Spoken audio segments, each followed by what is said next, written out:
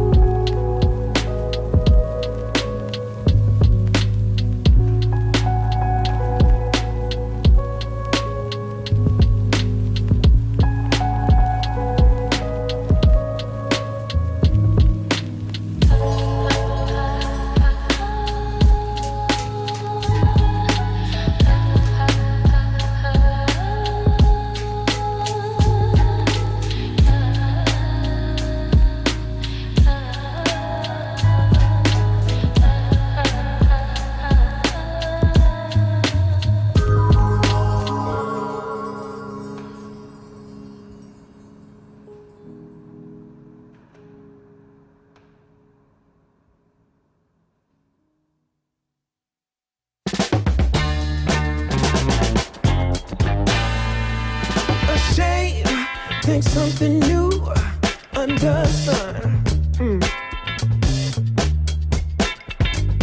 You can't take back them things you already done.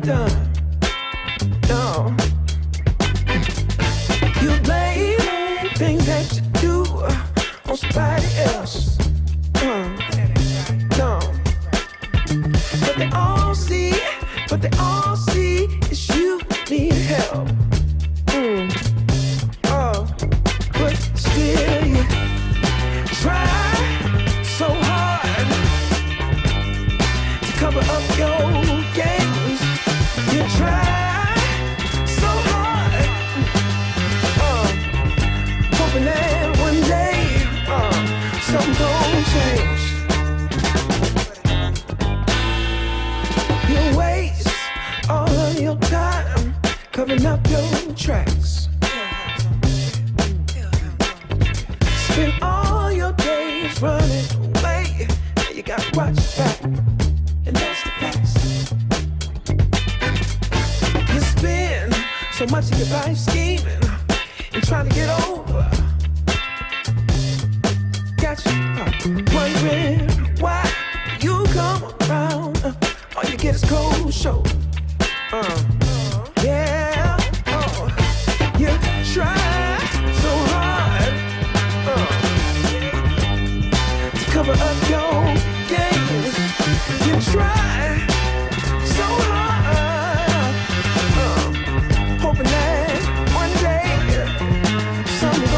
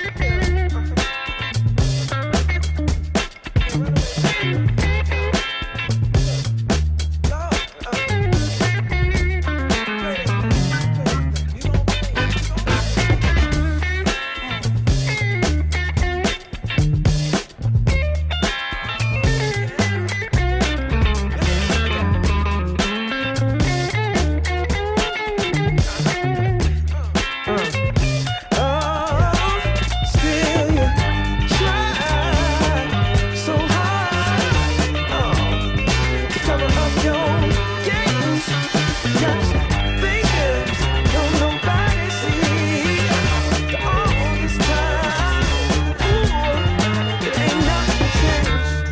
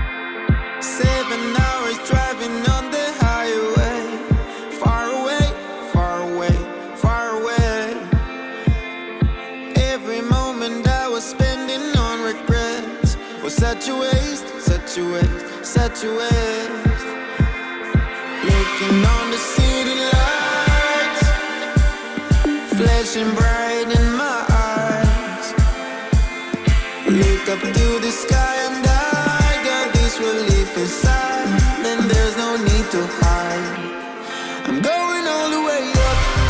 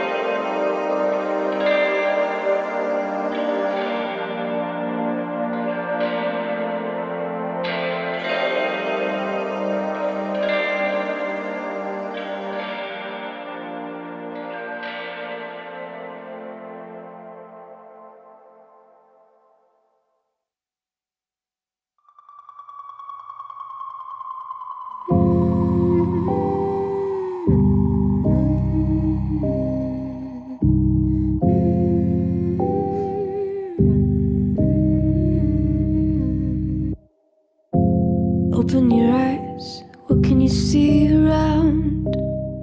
Wind of the open sky, over the siren sound.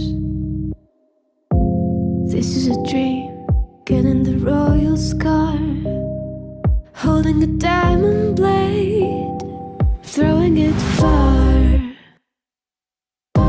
Holding your breath still, you jump the fire.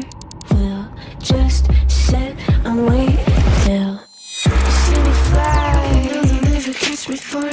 See me fly, the way I put my finger on it. See me fly, you got it. Then try to tell me you got the wrong guy. See me fly, I know they'll never catch me for it. See me fly, the way I put my finger on it. See me fly, you got it. Then try to tell me you got the wrong guy.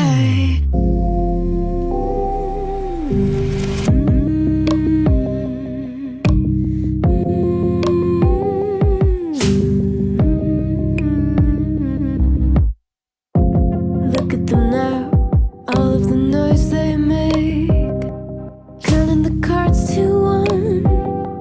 Queen of hearts never breaks. Falling asleep, here might just take a while. Trying not to grind your teeth, dreaming to touch my style. Well, can't say I blame you. Try to come close to, but all you can do. See me fly, I know they'll never catch me for it. See me fly, the way I put my finger on it. See me fly, you got it. Then try to tell me you got the wrong guy. See me fly, I know they'll never catch me for it. See me fly, the way I put my finger on it. See me fly, you got it. Then try to tell me you got the wrong guy.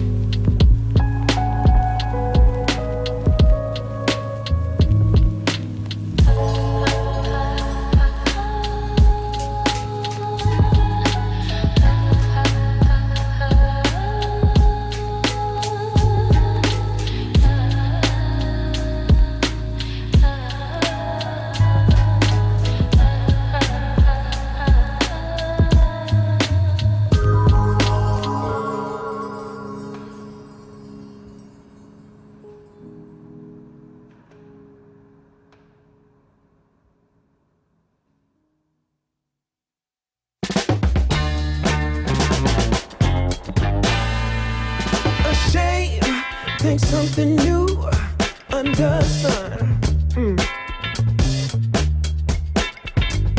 You can't take back them things you already done. No. You blame things that you do on somebody else. No.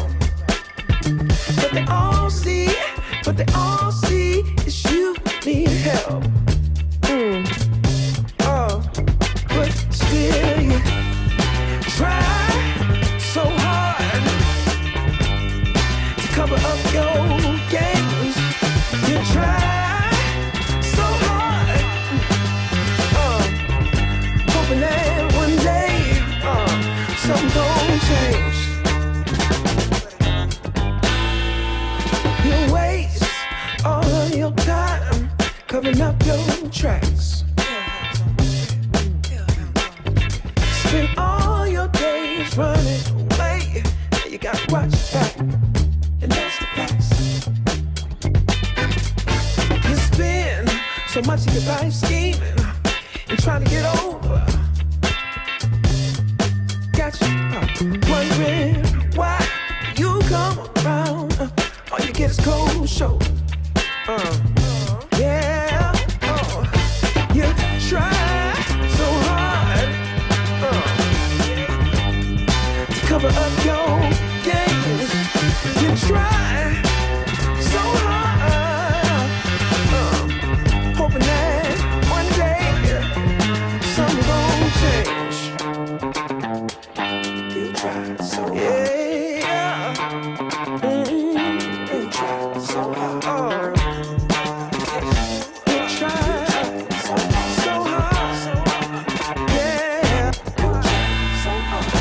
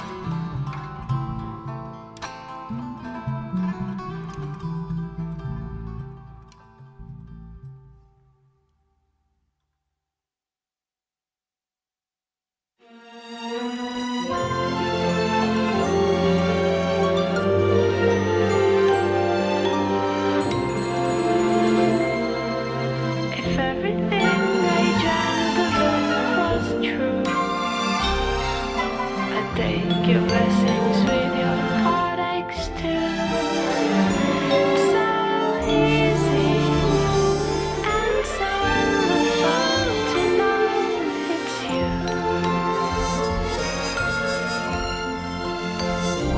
From the highest mountain to the deepest well, I never thought I'd be the one to tell. It's so easy and so wonderful beneath your spell.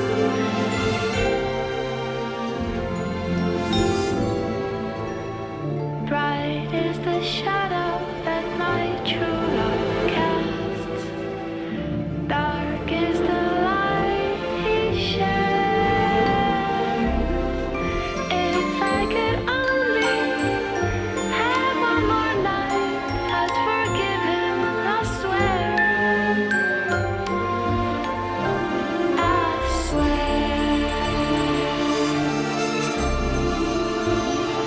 I swear.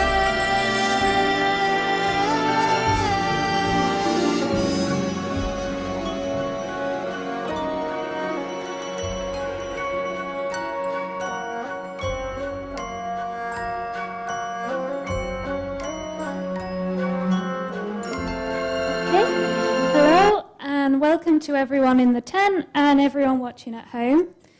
This is the first debate for today, which is on online activism and cancel culture.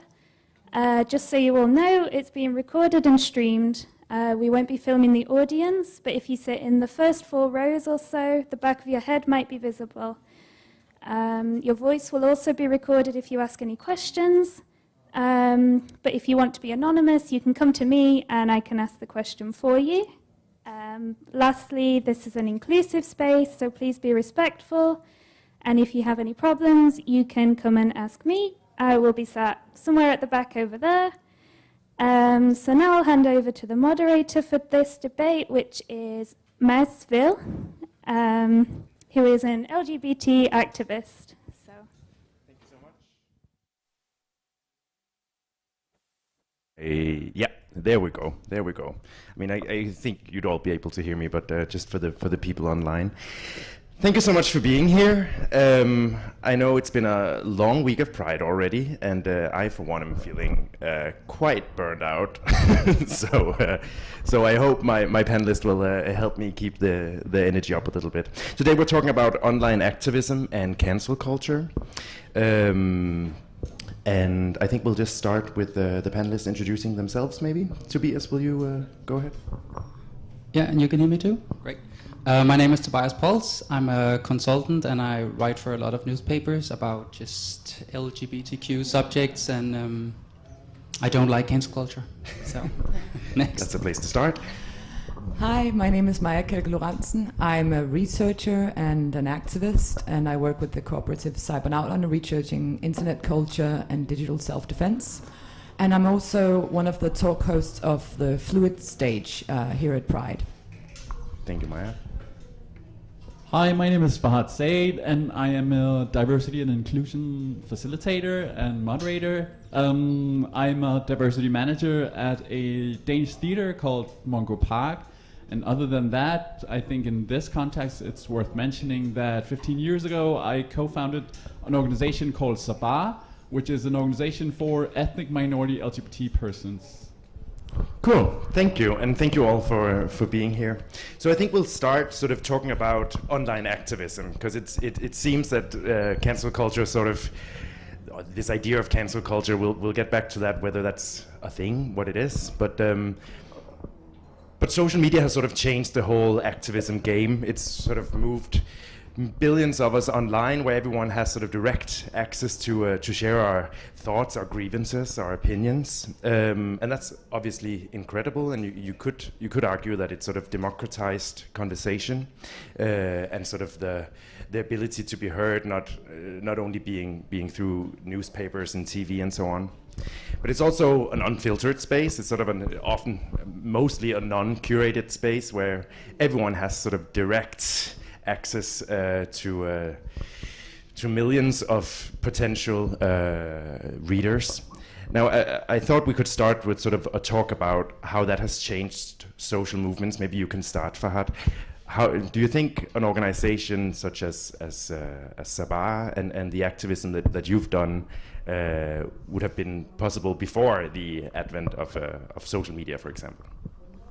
I definitely think that they would have been possible. They were there. Sabah were definitely not the first of its kind, and I think it's worth mentioning that we often fixate on who was there first, and maybe we fixated too much because it actually neglects everything that came before we were there. We were definitely important. We've been super important, and I definitely believe that we've had an impact on the entire LGBT movement in Denmark at large. But there were definitely also ethnic minority and racialized LGBT persons before we were there. But has the form of activism that you've done, sort of speaking, but like sort of enhancing these voices, has that sort of I don't know what I'm trying to to figure out here, but has social media allowed new voices in that space? Yes, it has. I mean, what social media and technology definitely has done is it has allowed to amplify some voices that would not have been heard if it had not been for social media and other kinds of technology. And that being said, social media has its ups and downs, as Maya will probably enlighten us with. There's a huge issue of privacy, for example, which makes it unsafe for a lot of members from Sabah to be outspoken the way they truly want to be for several different reasons. But on the other hand, it's a unique way to pull information for a person who is not out yet from the internet and gain useful, if not life-changing information. Yeah, Maya, you work within the sort of feminist movement and work a lot on themes of gender. Now that's sort of gone to the core of online activism. Do you think those conversations around gender and feminism have they benefited from moving online? Absolutely. I think that means that you have a much larger demographic. I'm old enough to remember not having the internet and not having social media when I was a teenager, which I'm partially thankful for, because then I don't have to compare how many friends I had compared to the nicer looking girls in my class. But definitely feminist spaces, LGBT activism, other kinds of social movements in general have benefited from social media because they have not always had proper access to mainstream media and to tell their stories the way they want to tell it. You're often framed in certain ways in mainstream media. And on social media, you can tell your own story, you can connect to other people, you can create hashtags, you can create public pressure, you can create visibility, international solidarity. So I don't think it can be overstated how much social media has changed social movements. Suddenly you can see these leaderless movements where you can mobilize online and you can create awareness of a struggle that goes on in another country, and you can come in, you can support it. So it's changed the surface of activism on so many levels, but at the same time, like Fahad said, it also creates new risks and new problems. So a good example is the Arab Spring of 2011, where people took to the streets, for instance, in Egypt and coordinated protests by posting on Facebook.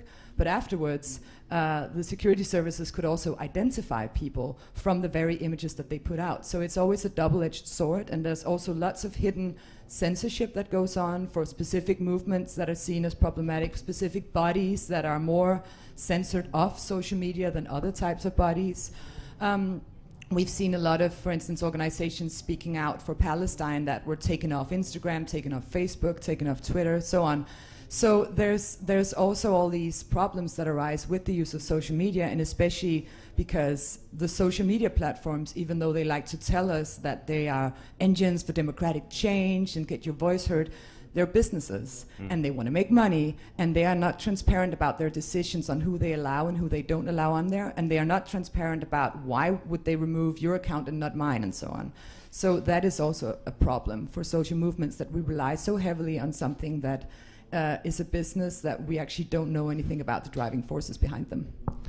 Can I add something? Yeah, sure. I think the words like censorship and privacy and regulation for a non-tech nerd like me is worth mentioning again in this sort of context, because I think one of the interesting things to look at on an international scale is some of the regulations and boundaries that tech companies and social media companies set up here in the West often target LGBT activists globally, meaning if you create some sort of regulation that would be an anti-terror regulation here in Denmark, for example, that same regulation could be used in a country like Bahrain to target LGBT activists for something that could be labeled as terror activities.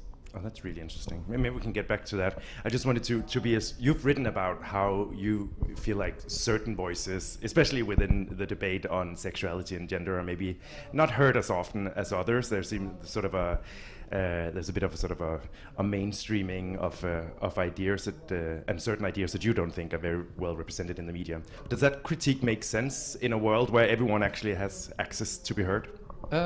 Yeah, obviously I would think it does, but so I agree completely with everything you said, and for me the problem is, well, first of all, what social media has really done is also to kind of remove some of the barriers to entry, so a lot more people can engage in the debate than before, but that's, a double-edged sword, because that doesn't just limit itself to people who want to have a rational debate, it also includes people who just want to go on there and call you or me or you something horrendous.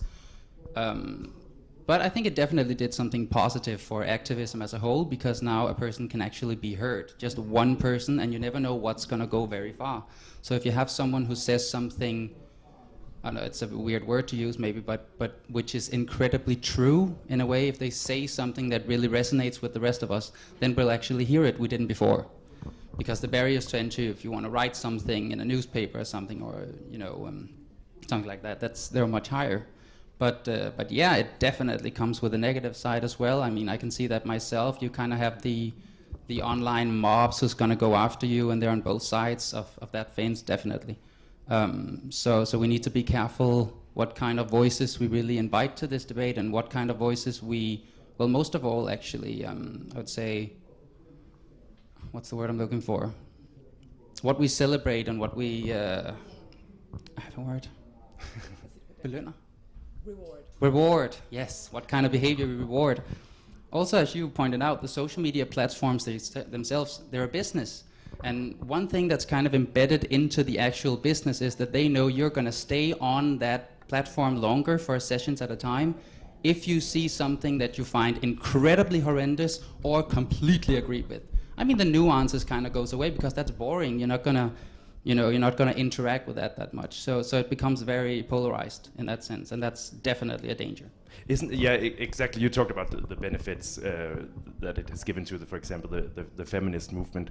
But isn't there a danger? I mean, obviously there is, that it becomes the most sort of radical thoughts, the most sort of grievous ideas. Yes, the radical thoughts. Well, but the extremes that are heard most often. I think we should avoid talking about extremism and radicalization without naming what we mean, because to most people, when you say something is extreme, they just think like that's something that's very far from me. And radical, it's something that is like too much for me. And then we give more credit to people who are at the center, and that's a sensible voice. Let's talk about, what do we mean when we say extreme? Are we talking about hate? Are we talking about harassment?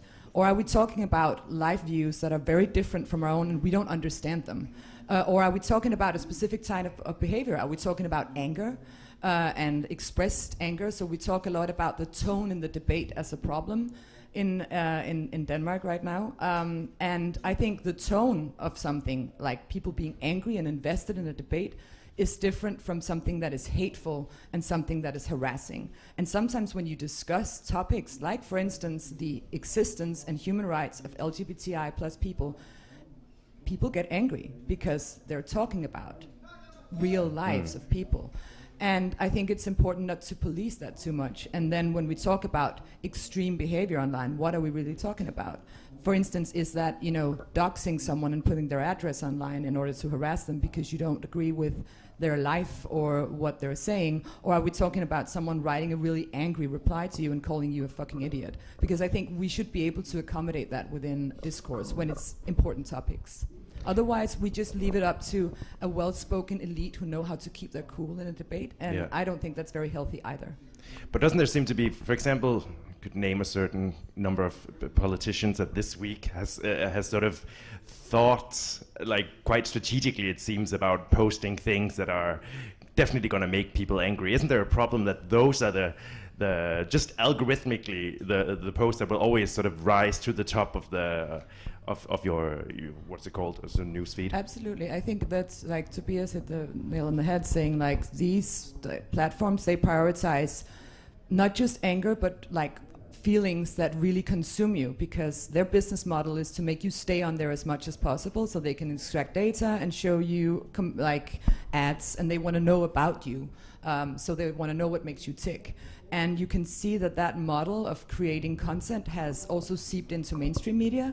So I actually disagree that it's difficult to get your opinions in mainstream media. As long as they're seen as provocative enough, it's fairly easy to get. I'd say it's more difficult. Yeah, it's more, absolutely, it's more difficult than writing a post on social media. But if you just take a free standpoint, you're like, actually nobody's talking about why do women have voting rights? I should write something. They'll definitely print it because it's going to make people angry, and it's going to make people click, and it's going to make people engage. So like the space for nuance is definitely decreasing, and social media has a big responsibility for that. Fahad? I think what springs to mind to me in this case, with the exact case I think you're highlighting, Mads, and you're probably thinking about Lars Aslan Rasmussen, Possibly. who posted a post about Nørrebro Pride and a statement that the chairperson of Copenhagen Pride made in accordance with that, where Lars Henriksen basically said that he condones separatist spaces that can function alongside with the official Copenhagen Pride.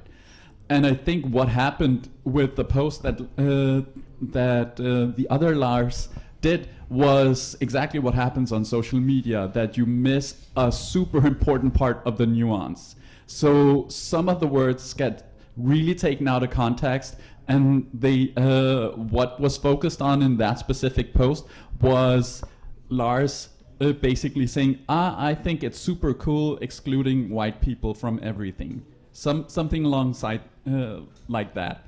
And that's I think that's at the core of what social media where social media can be super harmful, because you really miss some of the very important nuances.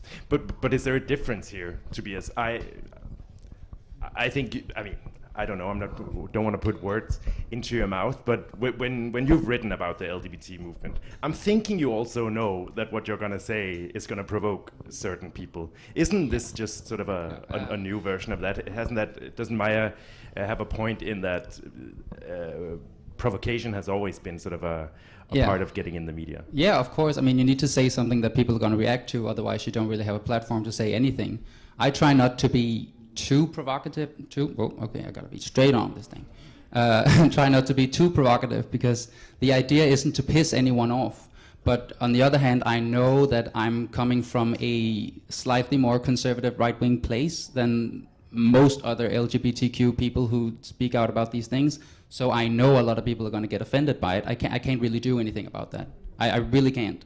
I've tried just really weighing my words, and I've thought carefully, and I've written it 100 times, and I've this, I really covered my ass here. And no, people are gonna go, you're a fucking asshole. So, you can't really do anything about that. But also, I go through the mainstream media in that sense.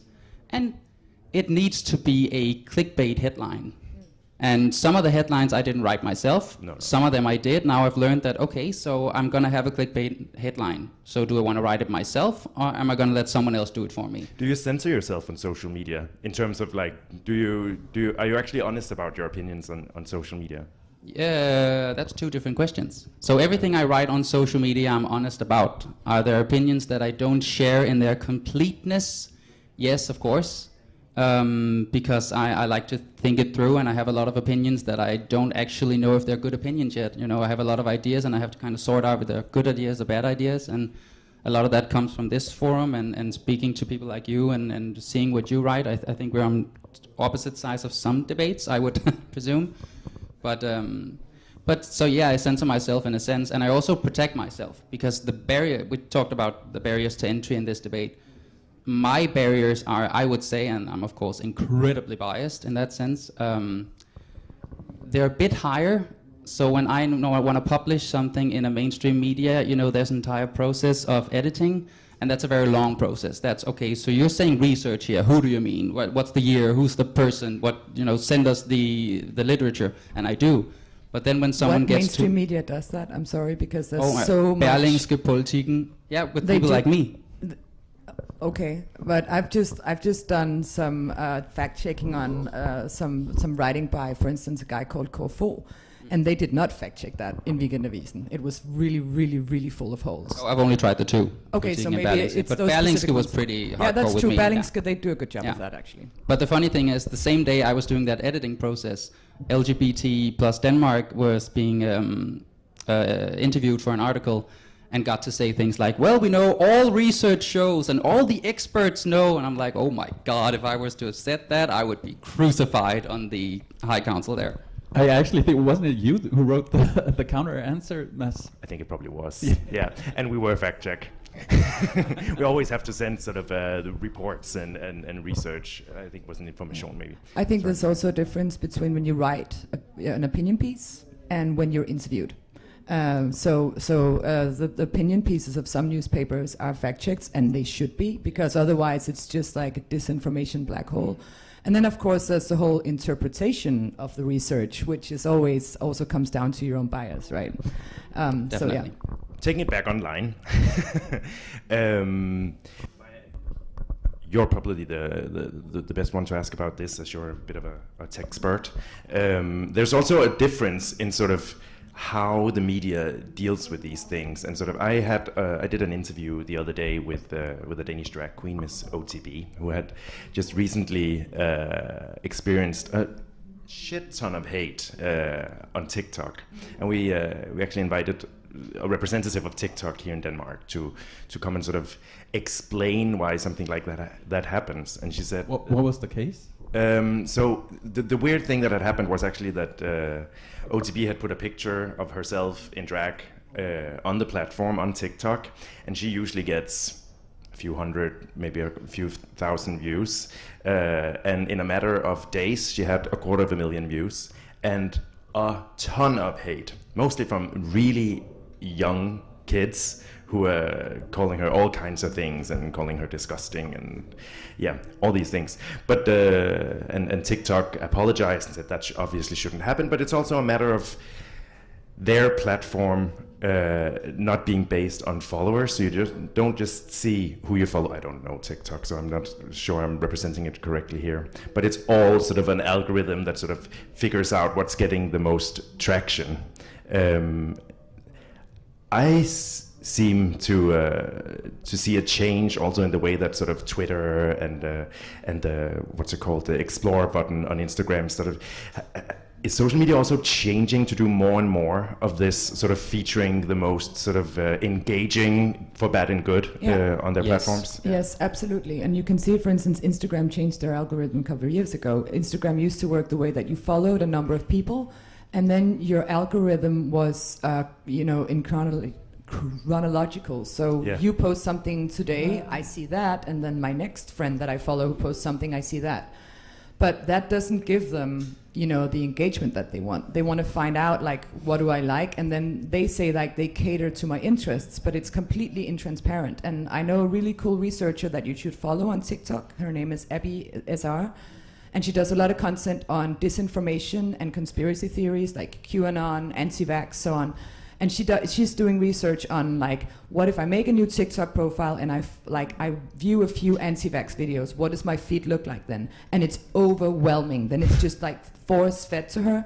And TikTok, like the discovery mode, it's really addictive. Like you can suddenly, you're like, okay, I've watched this for 3 hours, what the hell happened to my life? And then you've just been immersed in kind of the same bubble of content. So that is a huge problem, that it's intransparent how the algorithms work. And we've also seen studies on how YouTube's algorithm makes people go into these rabbit holes and even can work as a radicalization point. Yeah.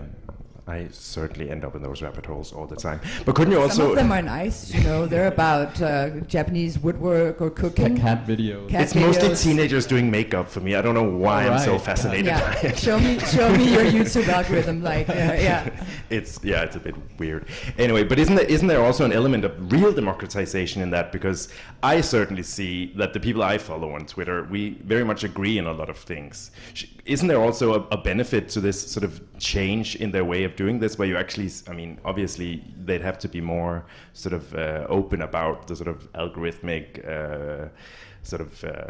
nuts and bolts of what's going on, but isn't there a democratization of it it kind of works like on Reddit, right, where sort of the most popular elements go to the top? Shouldn't we really be moving in that direction? Well, let me think what I think about that. I think one of the problematic, going back to TikTok, I watch a lot of TikTok videos as well. I think some nice ones sometimes. Well, I do some, but I think one of the more problematic things that I heard about the algorithms on TikTok is how much of a bubble they actually create based on who you are as a person. Not only your interests, but I've heard they actually scan your features to match you with other persons who would fit in that bubble. Wow. So with what you're saying, if that sort of technology would enable a more democratic process, I'm not sure it would. The other thing I would say is the problem with some opinions, and where cancel culture really comes in, is with those sort of opinions that would infringe on my democratic rights, or my right to live, or to be safe, or to just be in this world. So with this democratization or lack thereof on social media has come this and the ability of everyone to have an opinion. You talked a little bit about the sort of the mob mentality that can sort of wash over you when you say something slightly on both sides. On both sides, certainly. Now the talk should actually also be about cancel culture, but just to sort of start us off on that, I was trying to look up what it even means, and there are 1,000 different definitions of it. There's 1,000 different beliefs of whether this is even a thing or not, whether it's a thing here or only in certain American universities. So before we sort of get into that, starting with you, what do you think when I say cancel culture? So when I evaluate something, a phenomenon, I always kind of look at the utility of it, what's the intention, and what's kind of what we want to achieve with this thing. And to me, the reason I don't like cancel culture is, to me, it seems like the utility is to shut down opinions rather than actually engaging them in a rational discussion. You don't form an argument, you just shut people down. So it's kind of the equivalent of saying, I say something to you and holy shit. And it's a good argument, and you can either respond to me with an argument and tell me why I'm wrong, or you can go, no, you're not allowed to speak, no, la, la, la, la. And that's kind of what cancel culture is to me. But then you have the kind of two ways it comes. So you have the very direct, overt cancel culture, you know, exactly as we see in American universities. I haven't seen that a lot in Denmark yet. It's kind of still there, hopefully, where people quite literally cancel people and try to shut them down. That would be if someone didn't like that I was coming here to speak there, I don't know, stand out there with a sign saying Tobias is this and this and that, don't let him in. But then you have the indirect cancel culture where it's kind of the, holy fuck. Like that. Really that was cancel culture right there.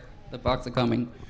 No, the indirect one where people try to discredit you and remove you so you don't get to share your opinion. And I would call that just basic online bullying. And I put that in the same bucket because the utility of it is the same. It serves the same purpose.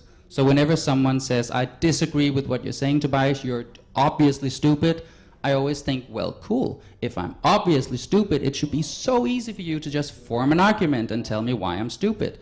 But people don't do that. They say, well, you're this and that, or you don't have a PhD in this, or you can't speak on gay issues because you're not gay. Well, they don't say that to me. But are you being cancelled? No, I haven't been. No, not at all. But I think when people in the comment sections try to just discredit me for whatever I'm saying, it serves the same purpose. Yeah, but okay, have I been successfully cancelled? No. Would I say I'm a victim of cancel culture? No. Okay. But it is what people are trying to do, because it kind of ebbs into other things. So when we reward that kind of strategy of cancel culture, where people learn that, okay, I have the power to shut people down, they're going to do it in different, more subtle and less sophisticated ways, like in the comment sections. Fahad, what's your definition of cancel culture, and do you think it's actually a thing that is part of the Danish debate, maybe specifically?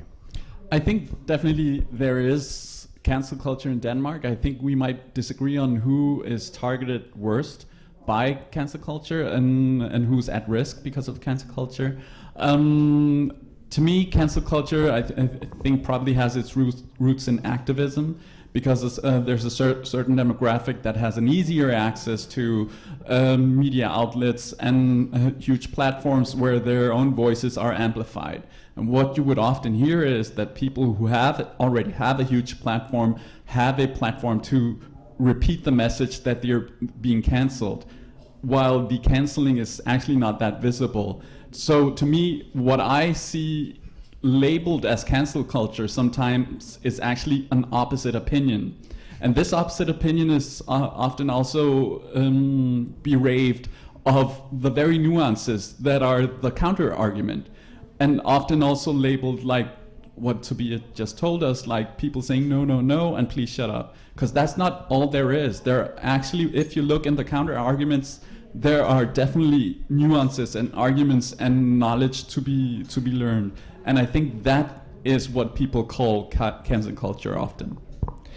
Maya, your definition, because it's a really difficult thing to I don't think cancel culture exists. No. I think the term canceling comes from Black Twitter and is a form of activism that is used to hold, for instance, racists who scream and shout at black people in public spaces, hold them accountable, because you don't have a system that actually does anything about racism in America. So that's where the term started, that you could cancel someone if you thought their opinions were shitty, or if they did something, for instance, in public space, that you could hold them accountable. So then you could, for instance, complain to their bosses or tell their friends what they did. So the term, like the canceling, we can talk about what that includes. So that could be online criticism, for instance, like making a tweet storm against someone, or that could be showing up outside if someone is playing a gig somewhere, a problematic musician, for instance. We had that a long time ago also, before we heard of the term canceling. Yeah. You could have boycotts, for instance. That is a legitimate political strategy. For instance, the LGBT community used it against a homophobic musician who was supposed to play here. And in one of his songs, he sang about stoning gay men. And he got cancelled. His gig literally got cancelled because people were like, we don't want that shit here. We don't want to listen to a homophobic musician.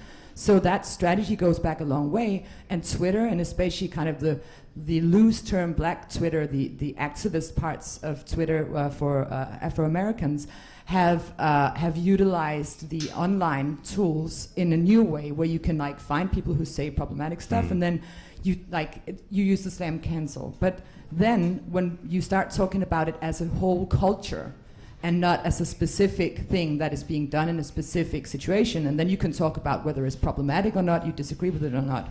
But when you talk about there is cancel culture and it's gone wild and the mobs are taking over the universities, and I'm still like, which universities have taken over? It's often very kind of unclear what the stories are. Usually just one story that has been blown out of proportion.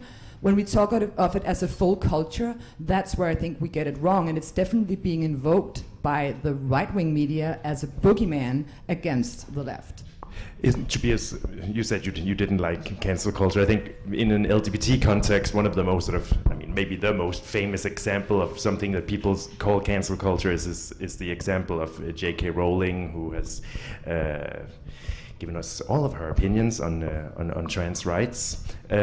She's often been being used as an example of someone being cancelled, but I do believe she's still a billionaire and hugely successful. Isn't it completely legit that people who disagree with her say, I'm not going to buy her books? Isn't that just oh yeah, but that's not what's being said. It's not, I'm not going to buy her books, and then I'm going to try to make sure that no one can buy her books. So that's kind of the problem. We're going to disagree whether this exists or not. Or we can, maybe it's a semantics thing, perhaps, I don't really know. But the problem for me is the kind of first of all, the arrogance of it, the arrogance of wanting to cancel someone in saying that, so right now I'm going to cancel you because I know everything you're going to say. Conceivably, and I think that's quite an arrogant argument, saying that I'm going to cancel J.K. Rowling because now I know everything that she thinks. You don't necessarily know everything she thinks. But is it a culture? Because a few online activists on Twitter... I don't know where the line is between what's a culture or not. I think it's just a term, cancel culture. I mean... But I think words are important, and yes, by calling absolutely. it a culture, you invoke this boogeyman, just like, talking about post-cultural neo-Marxism or whatever Jordan Peterson calls it, that has infested the universities and it's dangerous. And then you have the same kind of reaction to people who do this online activism. It's like they're out to get you, they're out to cancel us, and you invoke this boogeyman that reduces all nuance instead of looking at what is it specifically that is happening. For instance, to J.K. Rowling, she still has a huge platform, she still sells all her books. But it's also a legitimate tool of activism to say, I think this person is problematic. They are racist, they're transphobic, they're homophobic, and I think there should be consequences for that kind of behavior. But then we if run the into argument, then the argument is strong enough, people are going to be, yeah, actually, I'm not going to buy her books anymore. Or like you say, if you logically counter that argument with your own criticism and say, I don't think she's a transphobe, or I don't believe you shouldn't read works of an author just because they have shitty opinions. And then, if you believe in the idea of the marketplace of ideas, you should be able to counter that. I mean, nobody's suing her to make sure that her books are not in the stores. It's a social discussion about. Oh, that's absolutely what happened, though. People were calling up bookstores and saying you shouldn't be selling these books. So that did happen. But that's social pressure on the bookstores. They're not calling the state and asking them to burn her books. So that is a social pressure just because they know they can't. I mean. But isn't it? I don't agree, or I don't have a lot of opinions about J.K. Rowling. I don't follow her Twitter feed that much, so I don't know that. I think the problem for me is that you're absolutely within your right to say, I think this person is problematic, so I'm personally going to cancel them. I'm going to stop doing this. But whenever you go to the line of saying, well, if this person is a transphobe, there are some people who call me transphobic. A lot of people, in fact, on social media. Do they get to decide that I am transphobic then?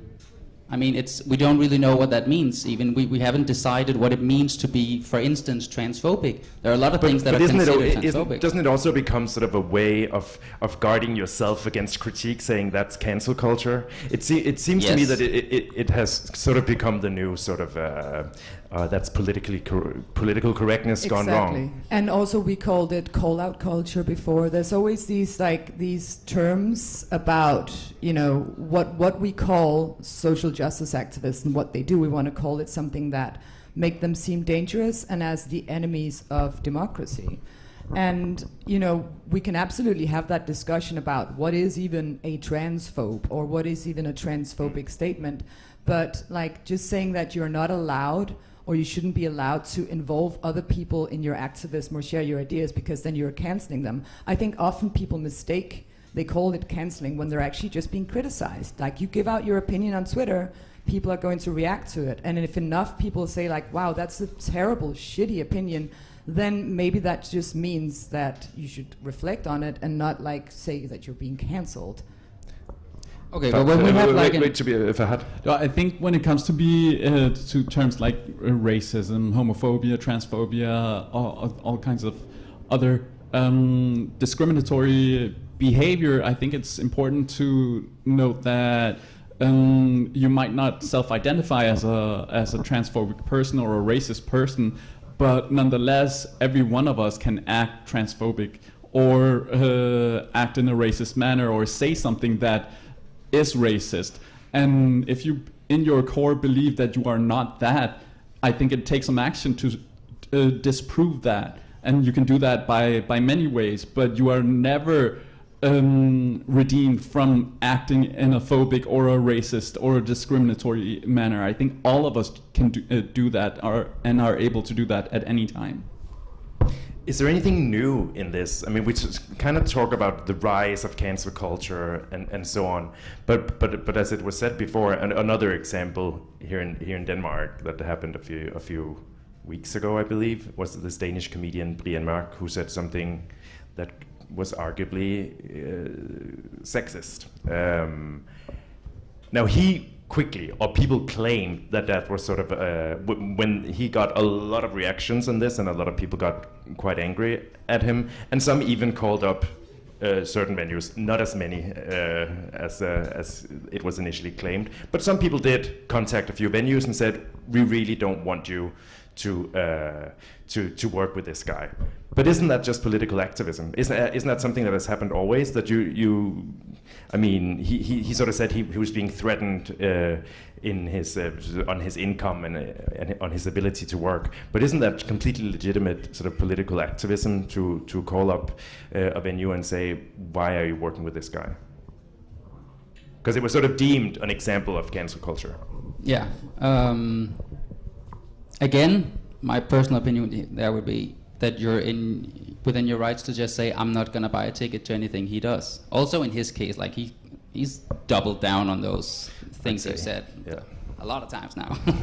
But I think people are within their opinion to just say, I'm gonna cancel you, and tell your friends and everything. But I do think it's a weird place we get to when people get to call up venues and say, you should shut this down, because then it becomes a reaction to fear. But wasn't that exactly what actually worked for the LGBT movement when we were able to make sure that this homophobic artist wasn't allowed to perform here? Should he be allowed to perform just because, shouldn't it be legit to sort of call out that behavior and tell the venue that we actually don't want this guy here? What if other people want to see it? I'm not defending homophobia, I'm gay, but who gets to decide what's homophobia? And who gets to decide what people get to see? Maya, shouldn't it just be open debate? I think you like Fahad said, none of us are exempt for homophobic statements, even like whether we're gay or whether we're straight. We can all that's not how we define what is and what isn't homophobic. But I think it's really important. I'm not going to mention the name of the comedian, because I promised myself I would stop talking about it. Because what has happened is this. I remember this guy from when I worked in Comedy Zoo way back. He's getting older, not that funny, not that relevant, but he is constantly rage baiting the feminist movement, making out like really hot takes about how women should stop like freezing in rape situations because, learn some self-defense and so on. So that's basically the tweet.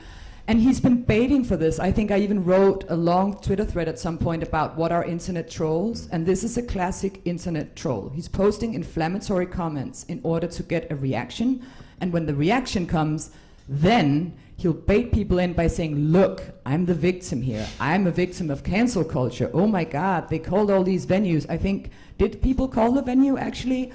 Because the guy who owns the venue says like, no, we didn't really hear anything. And then apparently one working place where he was hired like said politely no thanks, because their staff don't want to hear your jokes because they're offended by this, which I think is also fair enough. I wouldn't want to be forced to hire a comedian that my staffers would find unfunny or even unsafe. And this is now also being seen as, Berufsverbot and cancel culture. And that means that now this guy has the first one-man comedy show in years, and people are making t-shirts with his name on it. Yeah, I think he actually even tweeted like, how do you make money of being cancelled? And that is exactly how you make money of being cancelled. You talk about it. You portray yourself as the victim of cancel culture gone wild, feminazis, queer, like crazy queer people who will just like stop your free speech. And people eat that shit up and they'll follow you. And if you look at the kind of very conservative or far-right figures in the US, they've perfected this. Like, they even called it being a free speech grifter. So you talk about being, denied your free speech, you do everything you can to get deplatformed on one panel, and then you go on the media and you write a book calling where you call it cancelled, maybe even, and I'm not allowed to speak. And funny enough, there are microphones all over your goddamn table. So this is a recipe for attention, and if you live off attention, whether you're a public speaker or a political pundit or a comedian or whatever, this is a really smart recipe, because it's really hard not to dunk on those takes when they are so bad. But I also just want to advise people, like, think hard on how you dunk, because you also amplify them on your social media, and you give them exactly what they want. They're craving that kind of attention. I think it's important to add that what Maya is speaking about, there's actually data to back that exact point up, that women and minorities have a limited access to speaking online, actually. And Maya, you know much more about the report because you were part of the report. Maybe you could tell us a little bit about it. Which one? Both of them. Well, it's. I think maybe we'll get sidetracked a little bit here, but it's definitely like who gets to speak and who doesn't get to speak, and women and minorities face disproportionate amounts of online, like, targeted hate when they participate in online debates. So that's definitely also an angle of free speech that we could be looking at. And with the result being that we have fewer women and minorities speaking. Exactly. And definitely also something that we looked at in a recent report we did on gender and kind of more radical or extremist online spaces, is that this idea of free speech being suppressed is a very powerful mobilizer for some of the hate communities that we look into. And isn't there also a tendency, sort of, for those who use this word cancel culture, that it's a certain group of people who get to claim it? I mean, from all the examples I can sort of think of people who have been allegedly cancelled, they all had huge platforms. They were listened to, and they mostly still are. I mean, you haven't seen a lot of. I can't think of a lot of minority people being cancelled. I mean, there's lots of people who are sort of receive hate online, but we often don't call that cancel culture unless they're already a powerful person. It seems to often be powerful men who claim being cancelled, powerful women such as J.K. Rowling. Who isn't there a tendency for this exact concept to sort of benefit people who are already in power? I mean, they're bigger targets, so of course they're going to experience it more. It kind of depends what you call cancel culture. As I said, I look at the utility of it. So whenever something is aimed at shutting someone down rather than actually addressing the argument, that's what I think of as cancel culture. It's not a word I actually go around using. He was cancelled, she was cancelled. I don't really care about that.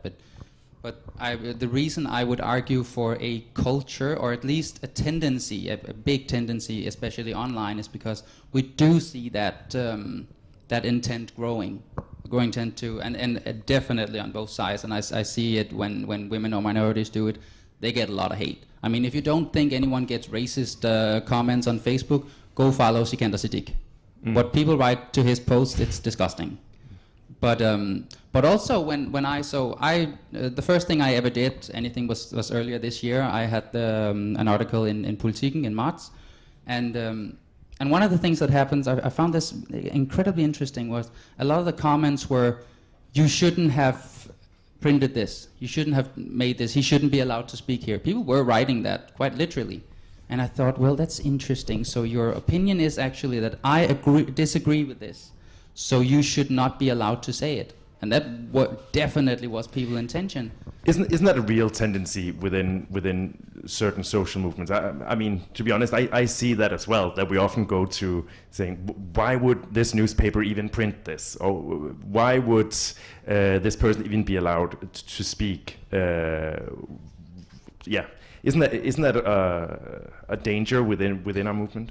I think that is absolutely also a tool, or like we call it deplatforming. Yeah. Like that you want to remove people's platform, or that you criticize, rather than criticize the actor, you criticize the platform for why would you as a big newspaper give a problematic take, or even like a hateful take? Why would you print this? Why would you show this to the audience?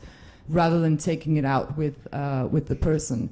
And I think, you know, it can be problematic. It can. I've been tried to be cancelled on 8th of March by some feminists who disagree with me calling them TERFs, for instance. So you know, it depends. Like, what are you criticizing? What are the opinions that are written on there? I think it's a legitimate thing to ask a newspaper, why are you printing something that advocates for taking away trans people's rights? Why are you printing some? I'm not saying that your piece did that, by the way. I haven't read it.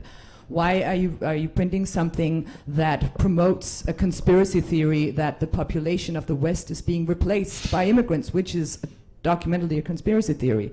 Like, I think that's completely fair to ask of our media. Why is this relevant? What agenda are you pushing with this? I think that is completely fair. Sure. And then you can, of course, disagree with where you set that bar. I mean, that is difficult. Where you set isn't the it? bar, Yeah. exactly. And also, I think, you know, the bar is different for different people. Yeah. I'm very much a fan of of all sorts of opinions being exchanged. And I think I would probably have a bar that was different from a lot of my fellow activists. But I think that is a valid discussion to have. Like, what, you know, where do we set the bar? Yeah. When is it, okay, I vehemently disagree, but that is like, that opinion should, of course, have a space or a platform.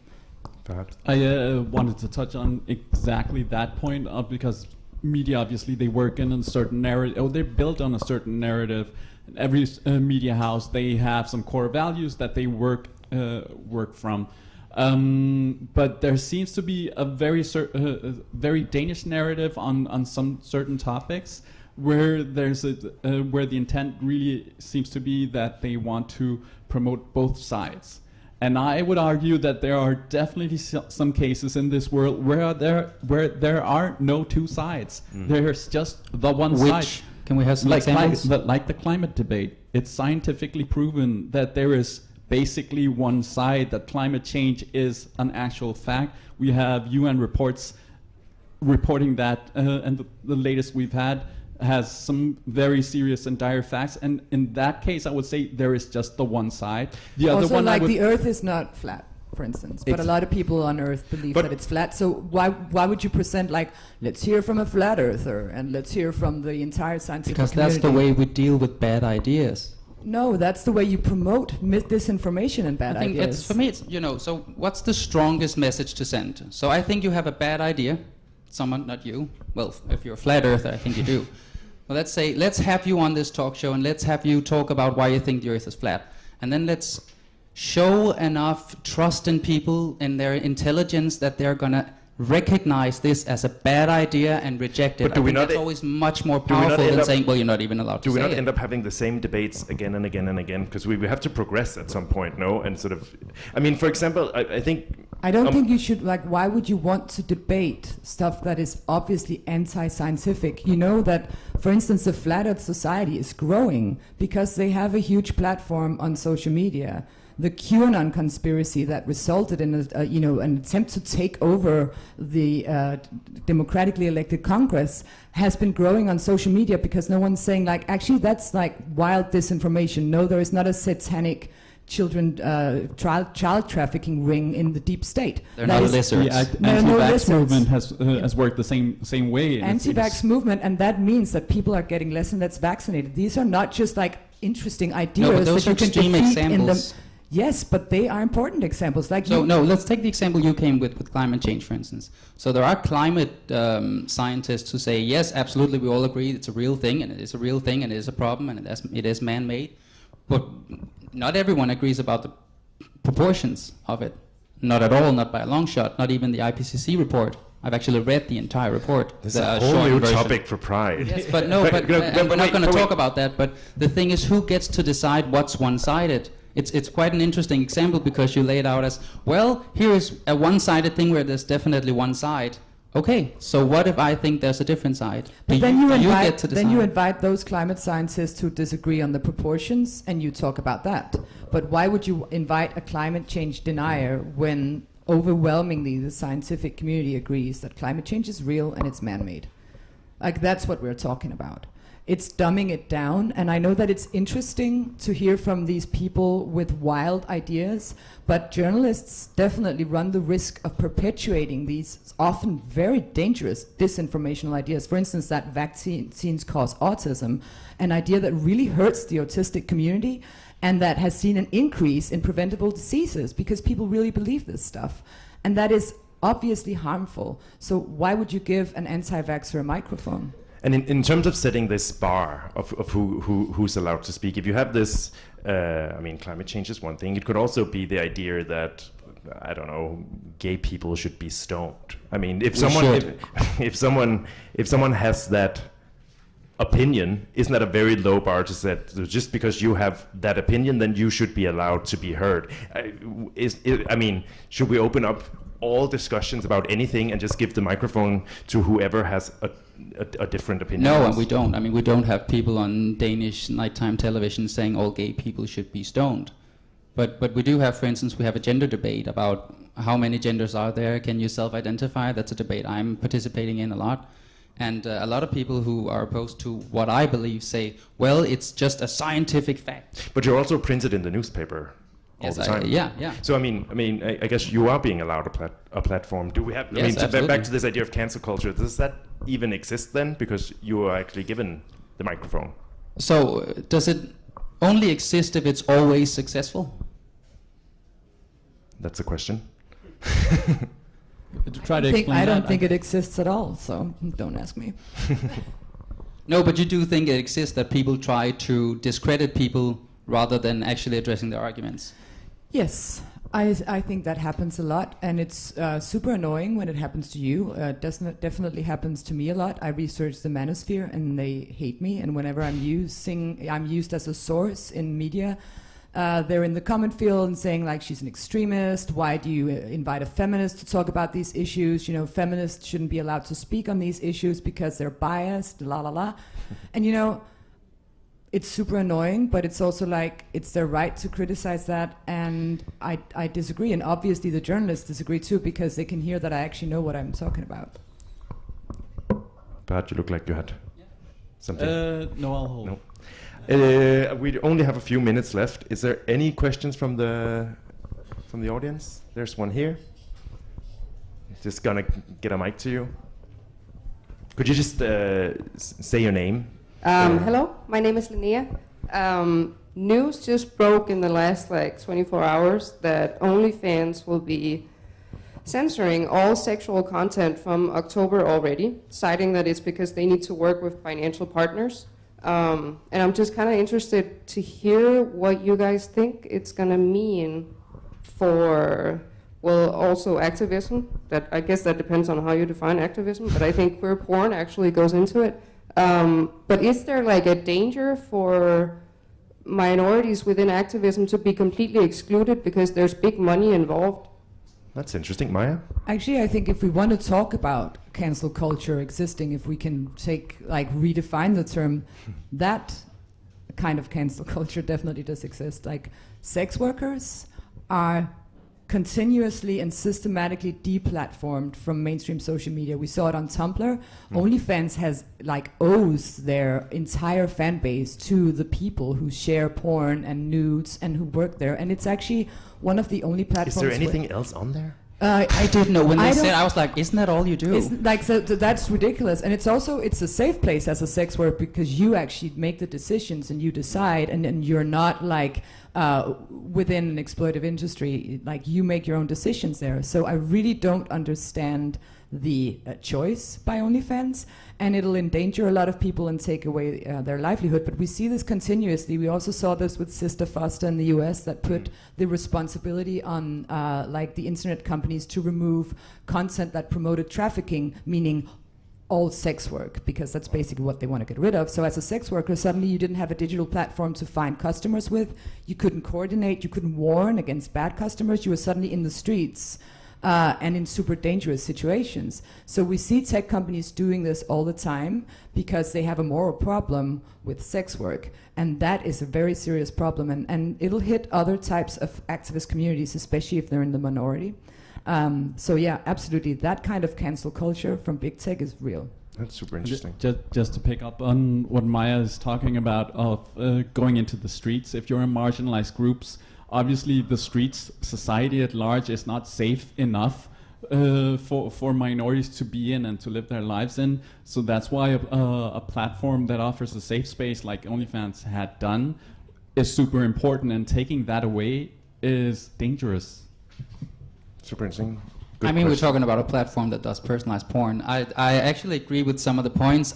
For different reasons, I do not support that platform at all. We have an epidemic with young people being lonely and having depression and anxiety, and a lot of that can be traced back to a lot of over-sexualization of young people, and I think that plays into that. So for that reason, I thought it was weird, but I actually have heard those points, and I do agree with them. I think it's a bit on the nose to say that we're endangering a lot of people by removing a site that promotes, first of all, a lot of underage people doing personalized porn. That's a strange thing for me, but it is an interesting question. Super interesting.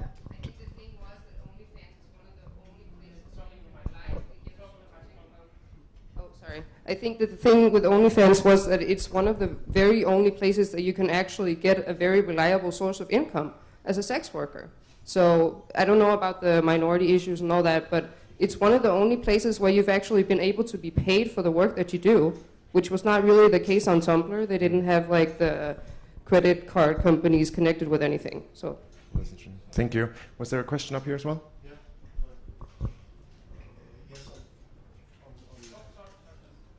Thanks. Yes, on cancel culture and the idea that it doesn't really exist. The case of Peter Tatchell in the United Kingdom some years ago, a human rights activist, a gay rights activist, basically held the torch high when nobody in the mainstream media and in politics would touch him. Now everybody's flying the rainbow flag, big companies, etc. So he really earned his keep, so to speak, who got cancelled by a students' union. Then became a point. Other students' unions in the United Kingdom learned that this can be done.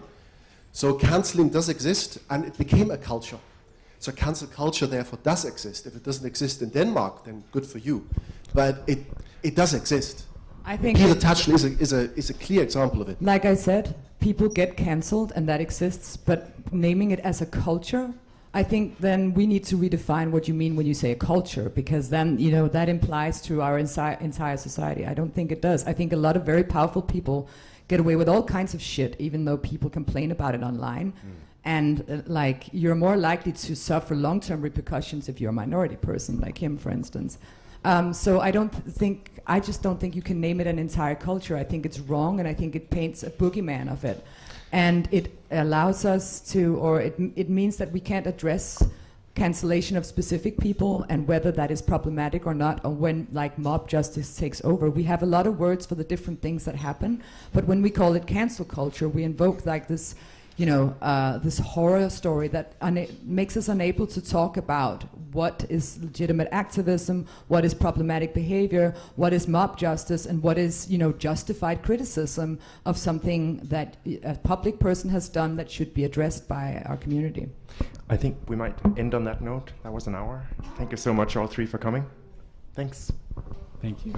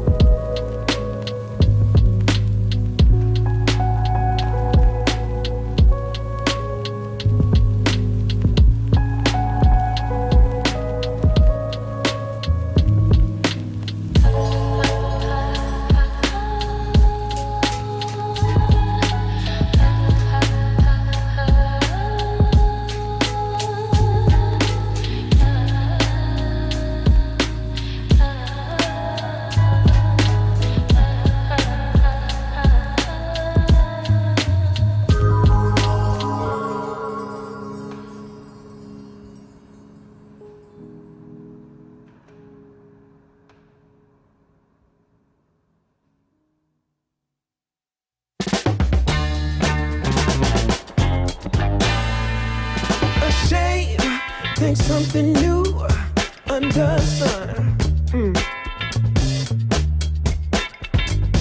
You can't take back them things you already done. No.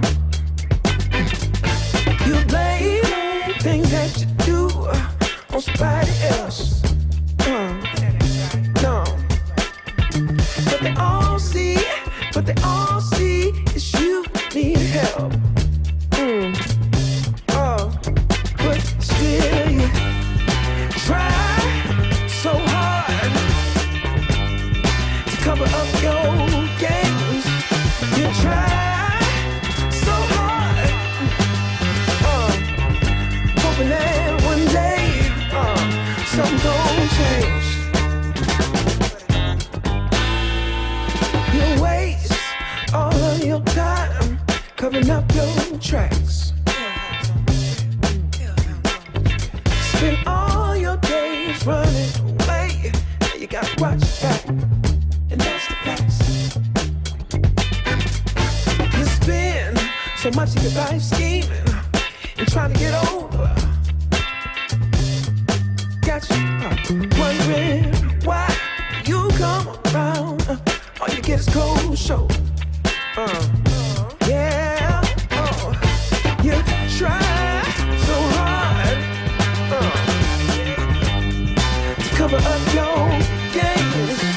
You try so hard, hoping that one day something gon' change. You try so hard. Yeah. You try so hard. You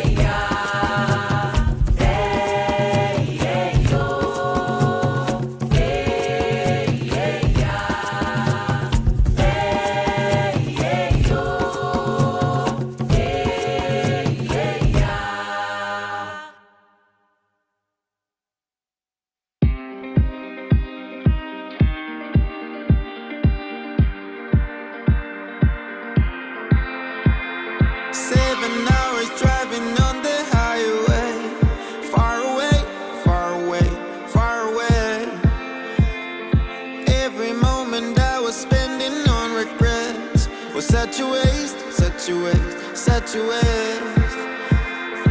Looking on the city lights, flashing bright in my eyes. Look up to the sky and I got this relief inside. Then there's no need to hide. I'm going all the way up. I'm going all the way up. I'm letting go in my heart of everything that holds me down. No, no. And it's feeling like I'm in the roof. I can feel the love. Oh yeah, it's all around me. Oh, I need to know how I can make it. Not afraid to fall. Everywhere should be behind me. Feeling like a stranger on a foreign land. Far away, far away, far away.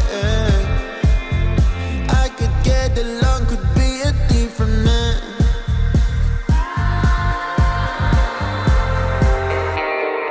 Looking on the city lights, flashing bright in my eyes.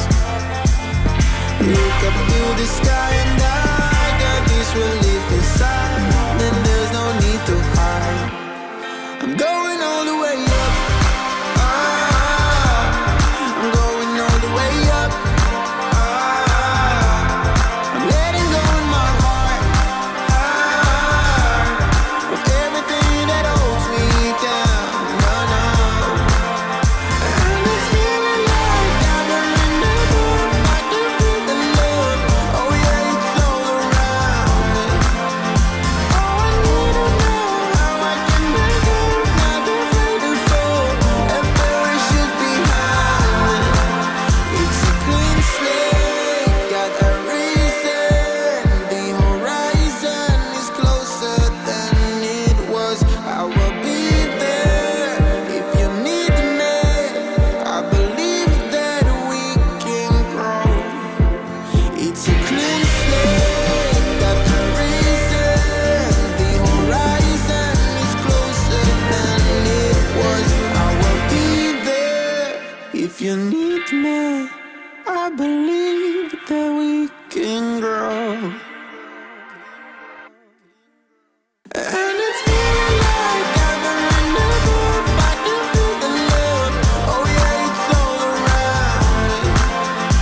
Oh, I need to know how I can make it. Not afraid to fall. Everywhere should be behind me.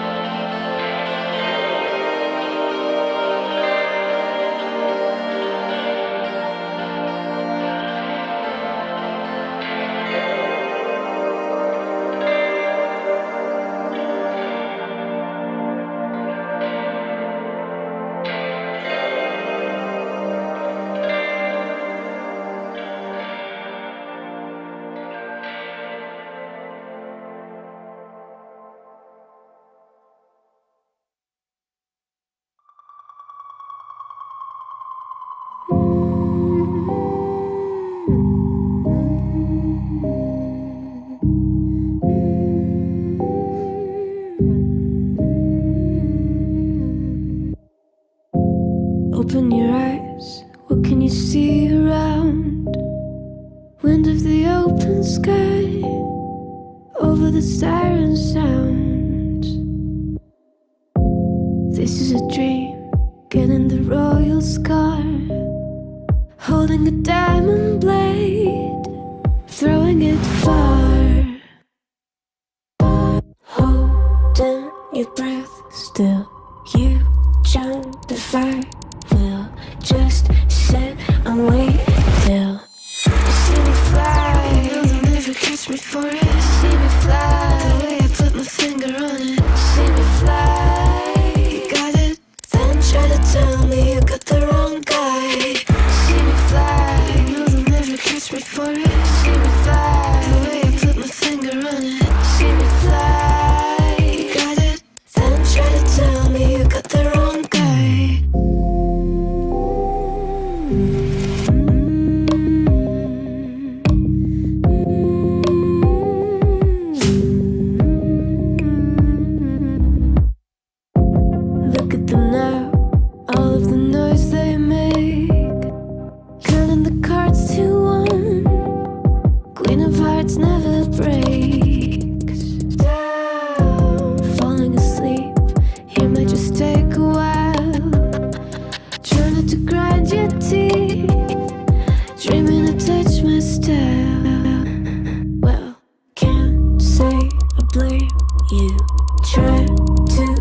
close to all you can do. See me fly, no, they'll never catch me for it. See me fly, the way I put my finger on it. See me fly, you got it, then try to tell me you got the wrong guy.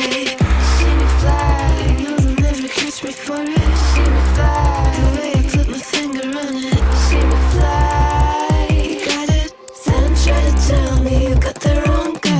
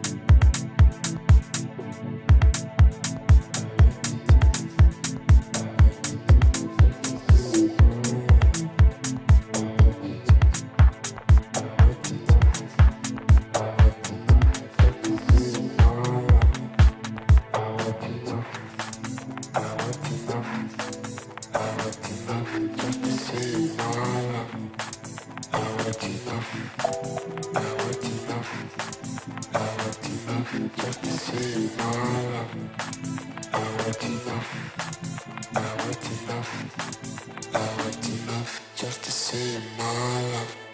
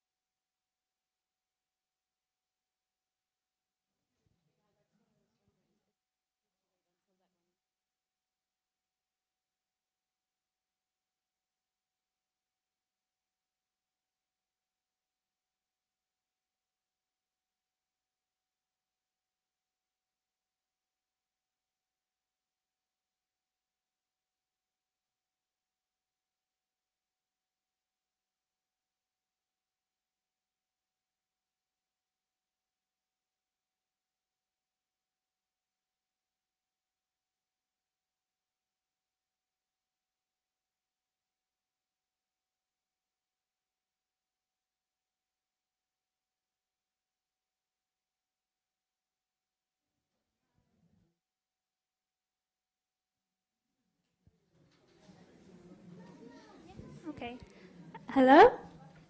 Hello everyone, and welcome to everyone at home and everyone in the tent. This is our second debate of today, which is about the backlash against trans rights in the Nordic countries.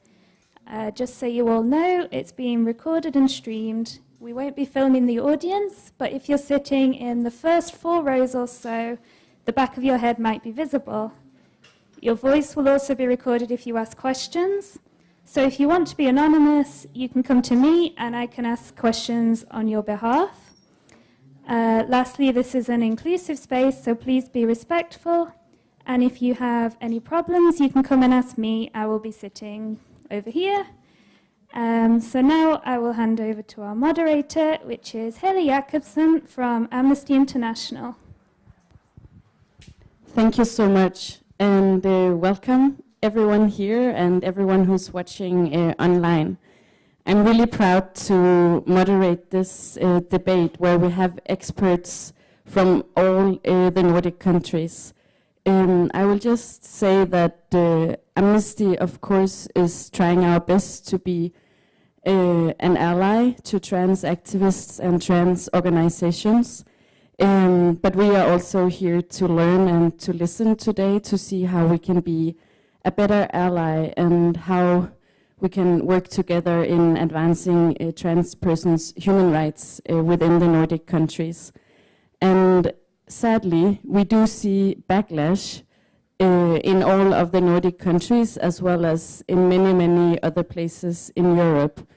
So us being here today collectively, having a conversation, understanding the situation better from our partners, but also hopefully ending up with some recommendations on things we can all do individually and collectively is really, really important.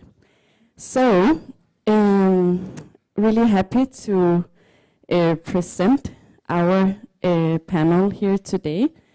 On my left, we have Helge from the Danish Association for Support of Transgender People. We have Alexander from the Norwegian Patient Organization for Gender Incurrence from Norway.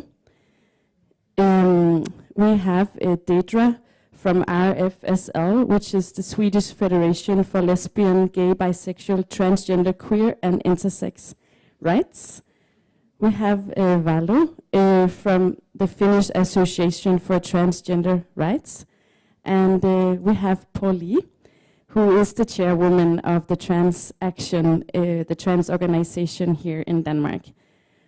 So as you can see, it's an amazing panel, and I feel really grateful that despite a pandemic, we could actually all gather in person here in Copenhagen. So thank you for making your way here. First, I'd like to ask each panelist to give like a short overview of the situation for trans rights in your own country. And I think we're going to start with our guests. So we'll start with you, Norway. Okay. So I'll just kind of talk about it really briefly, I think. Just one little note though, because sometimes when we speak in English or in other countries, people are confused about why we're a patient organization. They sometimes think it's because we maybe have like a medical view of transness. We don't. We're a trans health advocacy organization for both transgender people and parents of transgender kids. And the reasoning for being a patient organization has more to do with particular sort of historical context in Norway and the way that the healthcare system is built up and what you need to do to be kind of heard or seen as someone that's affected by the healthcare system and therefore has a say in it. That being said, I can kind of quickly try to sum it up. We do have legal gender recognition in Norway for kids as young as down to the age of 6. This was changed in 2016 from where we had a sort of forced sterilization type of law. We do not yet have any compensation or sort of apology from the state for that. when it comes to healthcare, it's complicated, but to sum it up, when it comes through the sort of official or the sort of national level, it's very, very hard to get access to treatment. It's very discriminatory. And it's particularly difficult for people who are non-binary or who have other diagnosis.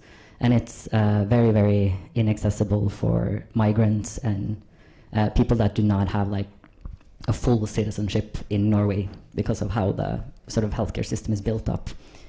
We do have discrimination laws now, and very, very recently got hate speech laws. That's very fresh. So we haven't really had any cases there to see how it will work in practice yet. Yes, I think I went through like some of the major ones, and we'll go closer later, maybe. Thank you so much for having this amnesty, and it's wonderful to be here in Copenhagen and WorldPride. So I work for RFSL, which is active in mostly in Sweden. It's based in Sweden, and in Sweden we really see a backlash in transgender rights issues in several ways. But one of the main focuses for us right now is gender recognition law. We have a really outdated gender recognition law in Sweden. Sweden was the first country in the world to have a gender recognition law that was in place in 1972. But since then, there has been some minor changes that has been done, but we really need a modern law accordingly to, for example, the EU Commission's LGBTQI strategy and so on. So that's really one of the biggest questions that we're working on, and it's really about turning the law into two, one medical law and one having to do with gender, legal gender. So, and yesterday we got the bad news from the government in Sweden that they will not put in place a law before the next elections. And the next election is a big topic right now in Sweden because we have the Swedish Democrats that more and more of the other parties are willing to cooperate with. And of course, we know that if we have the Swedish Democrats in government, none of our rights will be able to be fulfilled in any way. And the other thing that we see is the backlash is within some parts of the women's rights movements and the feminist movements that are portraying trans rights as some kind of enemy or threat to gender equality. So that's a big issue right now in Sweden. It's very visible in media and in the public discourse, in politics, and so on. So this mix of what we're usually battling, that is, I mean, right-wing, extreme, conservative, nationalisms, with some part of the feminist movements, it's kind of hard to tackle, I must say. But recently we actually got an action plan for LGBTQI rights from the government. So at the same time we see advances, but not in all areas, so to say. So that's a short picture of the situation in Sweden. Hello everyone, it's so nice to be here today with you.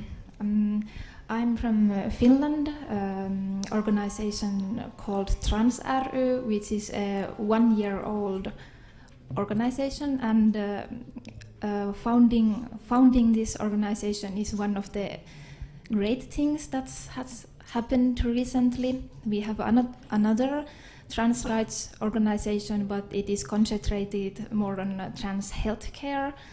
And our organization is trying to be more active on community work and root work activism. But yeah, in Finland, the legal gender recognition law is 20 years old, and it violates human rights really badly. It, for example, requires forced sterilization, and also the legal gender recognition is tied to transgender healthcare and medical transition process. And as we heard before from you, also in Finland there's been backlash on attitudes towards trans people, and it comes like on from many kind of places. Like there's this kind of right-wing mentality and nationalism rising, but also the arguments from so-called feminists are trying to get more and more trans-exclusive just during the few or couple of last years.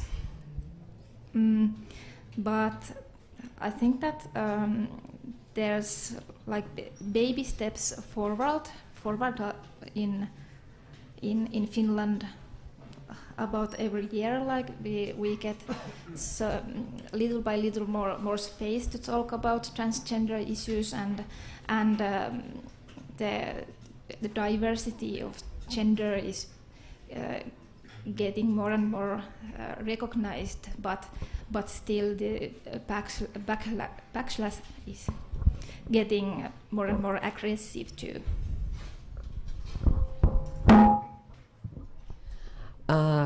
Good afternoon, everybody. I think in Denmark the situation it's quite similar to what my co-panelists have described. When it comes specifically to legal gender recognition and access to trans-specific healthcare, which is extremely policed and gatekept by the Center for Gender Identity, the CKI.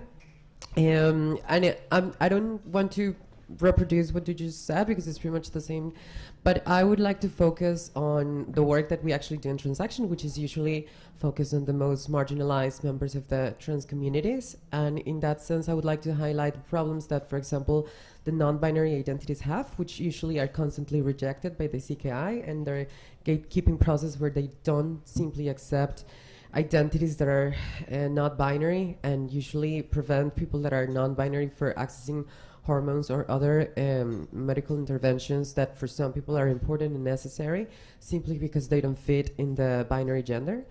But it's not just that. I want to talk also about people that have migrant experience, and especially asylum seekers that are, in many cases, we have had cases of people that have been put in camps together with members of different gender, or at least based on the biological gender or the gender that is present in their passport, which has caused a lot of trauma for the people, for trans people in the asylum camps. And not just that, we just simply don't understand why at this point the gender identity and sexuality of the asylum seekers is not being recognized entirely in all cases and directly as a reason to grant refugee status to the applicants. And I also want to highlight the situation for sex workers, people in the prison system, and also Black and Indigenous and people of color that are trans, and homeless youth in here, because these four populations are especially having a huge issue in Denmark. I'm just going to use an example. I don't really want to make this about me, but the reason why I'm wearing glasses is not precisely because I want to be cool. It's because I was attacked 2 days ago, and I have a concussion, and it's really hard for me to look at the light like this. And this didn't just happen to me. It happened to a group of QTBPOCs, queer, trans, intersex, Black people of color that I was with in Central Station. And 3 of my friends are right now in the hospital, and all of them were Black people. And this was not just an attack caused by attackers and transphobic people that were in Central Station, but also by the police, who came and instead of protecting us, arrest us. So this is the type of situation that we're dealing here in Denmark. It's very, very, very, you can definitely not talk about gender without talking about race, and the intersection between race, migration status, social class, and gender identity in this country really causes a massive, massive inequality. Just take a look on the level of mental health issues that most of the trans youth, most of them non-binary people have here in Denmark. And yeah, so I actually just wanted to highlight that, because just like the other countries, we also have legal gender recognition and trans-specific healthcare issues, but I just mostly wanted to highlight the problems that the most marginalized members of the communities here have, which is actually not white, binary Danish people. Well, thank you. I will pick it up from there if I can. Yeah, I'm Helge. I'm from the Association in Support of Transgender Children. We are founded by a group of parents and relatives to transgender children, and we work with these families in order to increase the quality of life for these children and to create network for them, and in order to raise their voices in the public debate when the children cannot do it themselves. The situation for the children and the youth is always quite a bit behind the situation for the adults, which very much is the same as in many of the other countries. What we see is that the children do not have access to legal gender recognition as yet. We have been discussing it for many years. We have had many promises from many governments. There's something coming this autumn, but we actually also thought that it would be coming last autumn and the year before, so let's see. In access to healthcare, there is only one clinic to go to, and we find them to be overburdened by the amount of persons who come to see them, and they are starting to put in more and more difficulties in accessing the treatment that you do need, even though that we a couple of years ago had some regulation on the area that actually removed a lot of those restrictions that were there in place before. So it seems that on the medical side of things that we need to work a lot more with the medical community to inform them on the latest research that is actually helping to help people with medication when they need it. Yeah. Can I bring in a bit of light of hope also? Because what we do see is that in the previous few years, the public discourse for these children has changed a lot. A few years ago, people would be asking, what if they regret? How can they be so sure in this age? And now more and more people are starting to ask us, how can we support these children better and better? And it seems like there's a better public understanding that these are actually just ordinary people who just want to live their ordinary lives, but maybe they need a little help on the medical side of things, and with legal protection, we should do that. So there's also hope in the public discourse.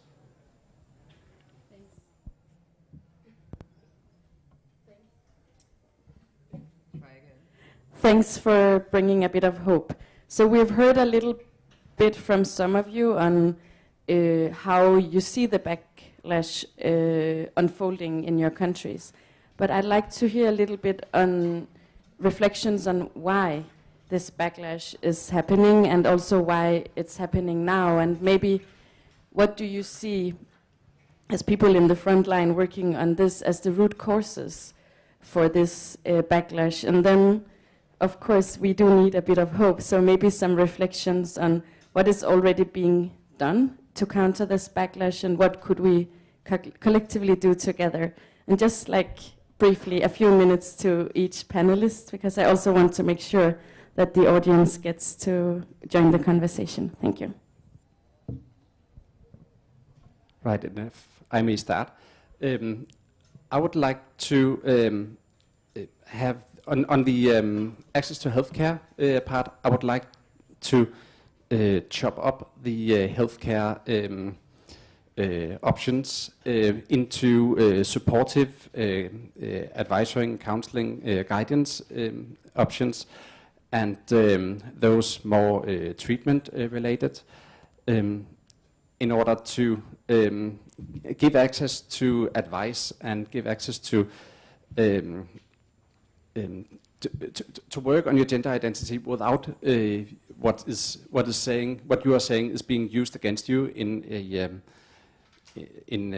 a gatekeeper position at a later stage. So that's something I would like to have increased the resources used. And what do you see as the reason for the backlash? Like some of the root causes for, like for example, in Denmark, we also see some part of feminist movement, like not supporting trans rights and. I think this is a matter of a struggle, rather than tackling the real issue, rather than tackling the structural issues. Minorities are perhaps struggling each other when they shouldn't. Maybe it's a matter of misunderstandings, or maybe it's played out.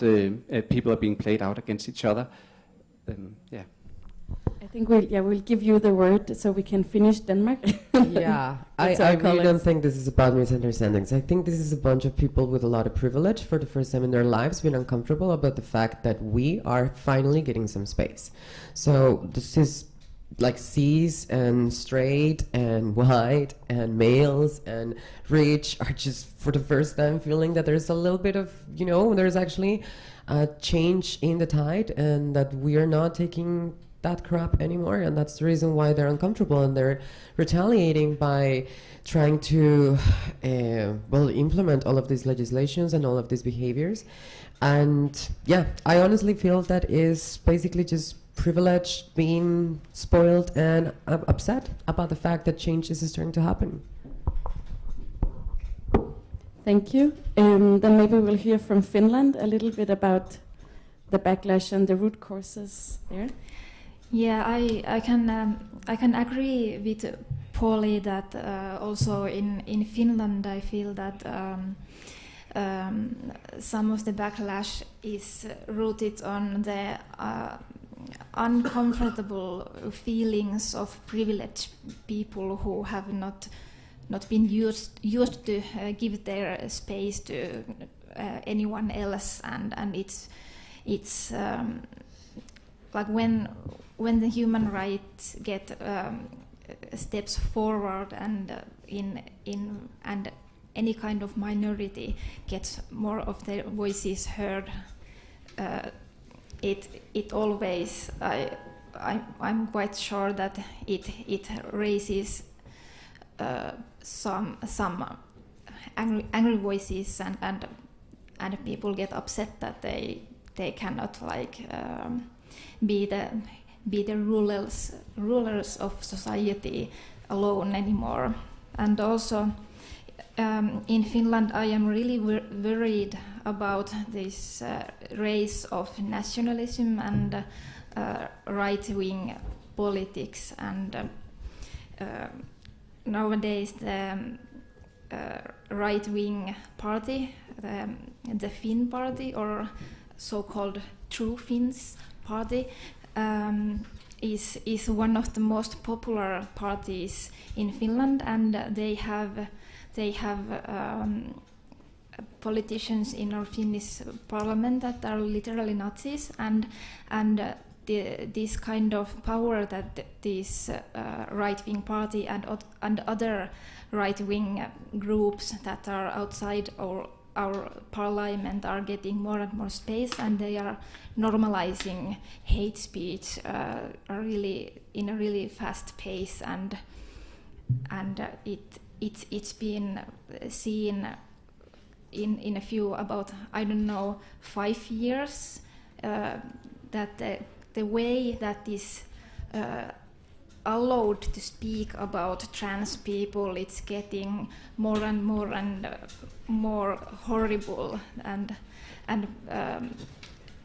people are more and more like accepting to let people taking space for hateful comments, and also some of the hate speech and oppression against trans people are like they are the feminists or so-called feminist groups are trying to hide-tail trans misogyny, for example, as very for women's rights or children's rights, and try to use these kind of arguments that they are trying to protect the children or they are trying to protect the women, and that kind of arguments are spreading really fast.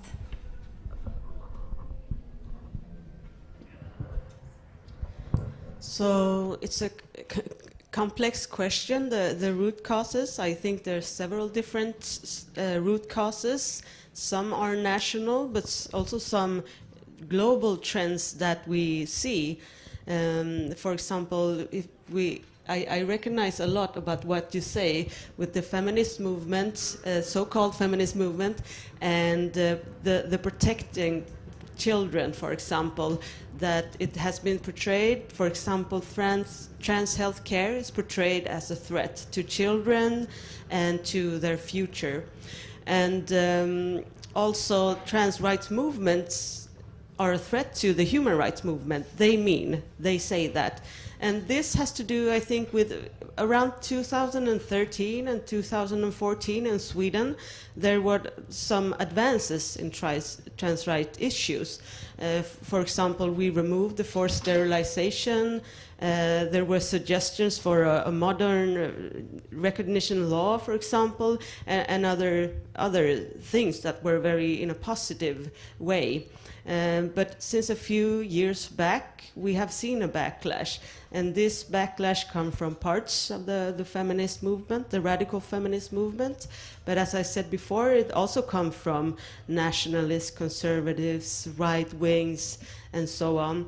And this is a trend that we see, I mean, in Europe and also in the world. It's not unique for Sweden. We can hear that in this panel. And another interesting thing that is also global is that we see a backlash for democracy. Democracy, for the first time in a long time, is going backwards in the world. And I think that's highly connected to the work with human rights and trans people's rights and so on. And also we see that you want to protect family, you want to protect the children, and you want to in some way protect the moral of the people, of the nation. And this is very, I mean, classic rhetoric from nationalists and conservatives. So it's a mix of really national issues but also global trends that we see. And of course, the anti-gender movement plays a big role in this, because what we see is that we see similar arguments from conservative, right-wing, and so on, that in some radical feminists, that is, protect the family, protect the children, protect the children's future, and so on. So this is a kind of a new way we have to tackle these issues, because the opposition is coming from different directions. So we have to find new ways to work together to in some way handle the new society we're living in. Thank you very much. Noe? Yeah. So I agree with everyone on the sort of root causes, I guess. I think it's a very, very complex question, but that if you're looking at sort of trying to boil it down to something, then usually this is something you see in a lot of social movements, right? So once you actually start getting some traction, once you start actually getting some gains, you start getting some of those rights becoming more visible, more people being open about it, you will almost always get some form of backlash. That's that's a pattern that we've seen before. for sure. And but if we want to look at sort of what the situation is with regards to what that backlash looks like in a Norwegian context, it has elements, I would say, of what sort of everyone else is saying. I don't think it's sort of really anchored in sort of more established women's rights groups or feminist groups. I wouldn't say these groups are necessarily trans-friendly, but they aren't sort of aggressively transphobic in the way that you see, for instance, in the UK, where I know where that's the case. However, there are definitely people who are very active in the media and they do take kind of place and who call themselves sort of radical feminists. However, I think they're quite extreme, and they also very sort of openly ally, I would say, with people who are sort of on the far right, if not sort of with far right like established groups, but like definitely with people who have sort of behavior, very openly I would say behavior that is so extreme that sort of most people would sort of feel extremely uncomfortable with being associated with them, I would say. And so, yeah, you have this kind of mixture, and of course you do have the threat from sort of the far right, though I think it's often sort of becomes understated as a threat, because sort of large parts of the far right, or even just people who aren't a part of the far right but who do pick up on those ideas, aren't sort of given space in sort of the mainstream media, right? They aren't the ones writing articles, so that tends to be kind of like the transphobic rad femmes. But in general, you know, it's not them that's sort of giving the vast majority of violence or harassment, though they certainly fuel it, I would say. And this is a big problem. We very, very recently, just this Pride, got sort of the first so-called sort of representative survey on trans people in Norway, which means that it wasn't sort of sampled from where they were specifically asking for trans people, and it wasn't sampled from the organizations. It was just kind of survey sent out to sort of everyone in the population, and they did that enough times until they had people who were trans, enough people who were trans. And in that survey, actually 1 in 4 trans people who answered the survey had been physically or sexually assaulted at least once in the last 5 years, specifically because they were trans. So they were asked about this. It wasn't because of other things. It was that was just the number for the people that experienced that specifically because they were transgender. And 1 in 3 had been raped according to sort of the Norwegian law, which is quite strict. It's much stricter than the one they have in Sweden, for instance. It only includes sort of when someone has sort of forced penetration by the use of physical violence or threats. So 1 in 3 trans people in Norway experience that. It's a really staggering degree of violence and sort of violent experiences that exists there. And unfortunately, I think it doesn't get talked about a lot. And of course, a lot of it does have to do with the fact that transgender people are sort of more likely to be minorities in other ways as well. That includes in terms of being, you know, black or being migrants. In Norway, at least, that was a high number when you kind of looked at the representative status. That was higher than in the general population. Same with sort of indigenous groups. But we also know, you know, it's overrepresented in sex work, socioeconomically marginalized. It's just it's a generally marginalized community, which I think sort of just compounds that.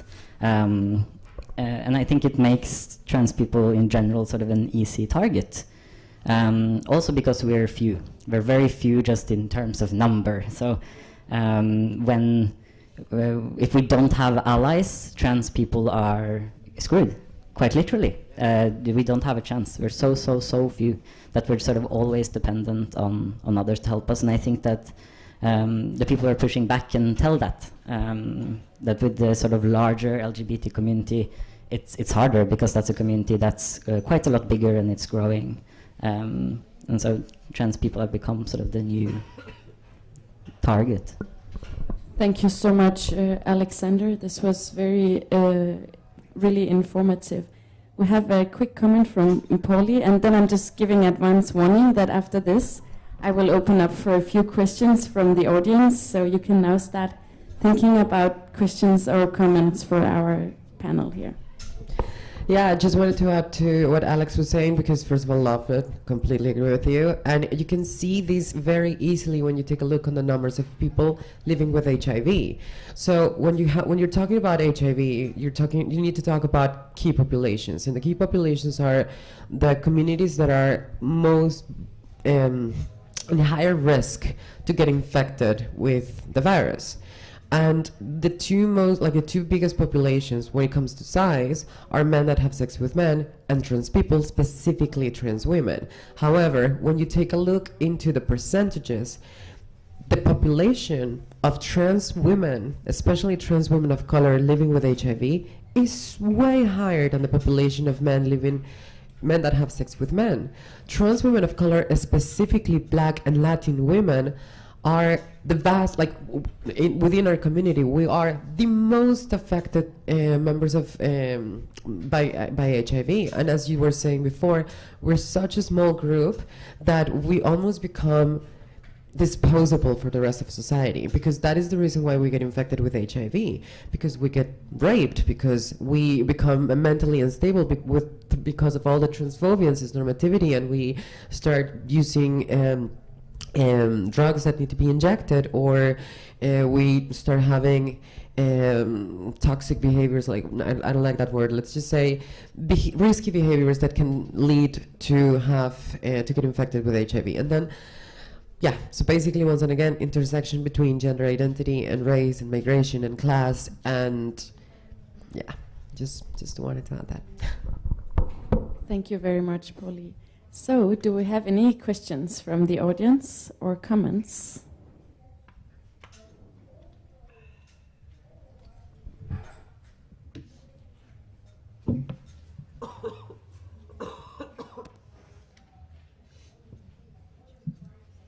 Thanks. Sorry for being right at the back.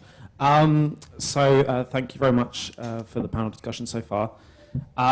My question was around what role do you think, or your thoughts on what fear plays in the recruitment of people to particularly the sort of radfem campaigns against trans people. So I've noted from the UK Twitter sphere, unfortunately, the role that sort of like Women's Place UK and those kind of groups try and recruit people who are particularly former victims of sexual violence or sexual harassment, and they play on those kind of fears and the security of those people. And I just wondered your thoughts of how that plays in the Nordic context, and whether you think what you think is a way to counter that kind of recruitment.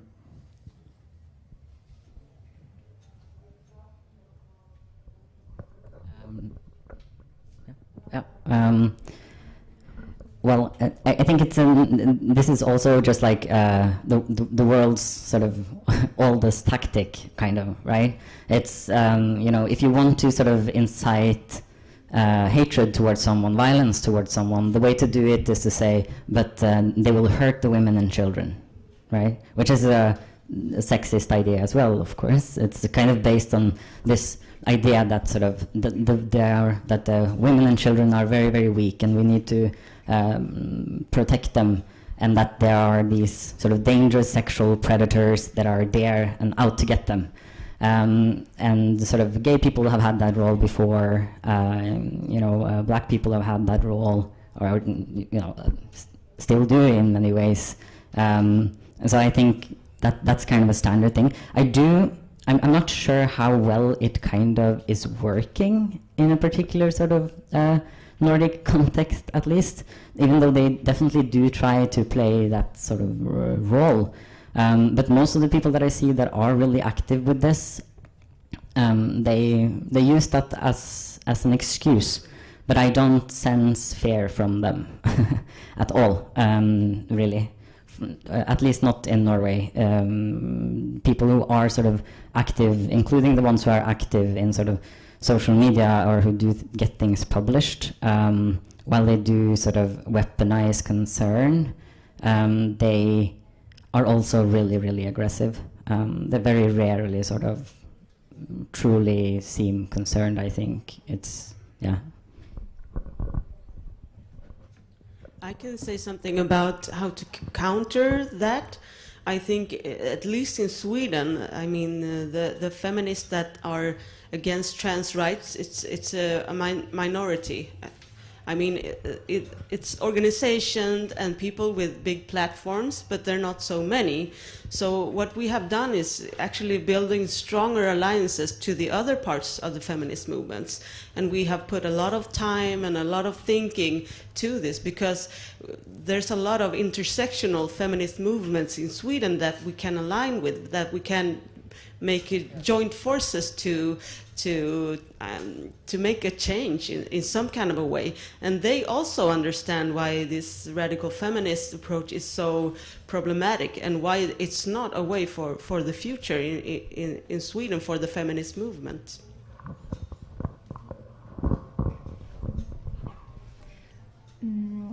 From my perspective, I think that in Finland this kind of trans-exclusive rad fem movement isn't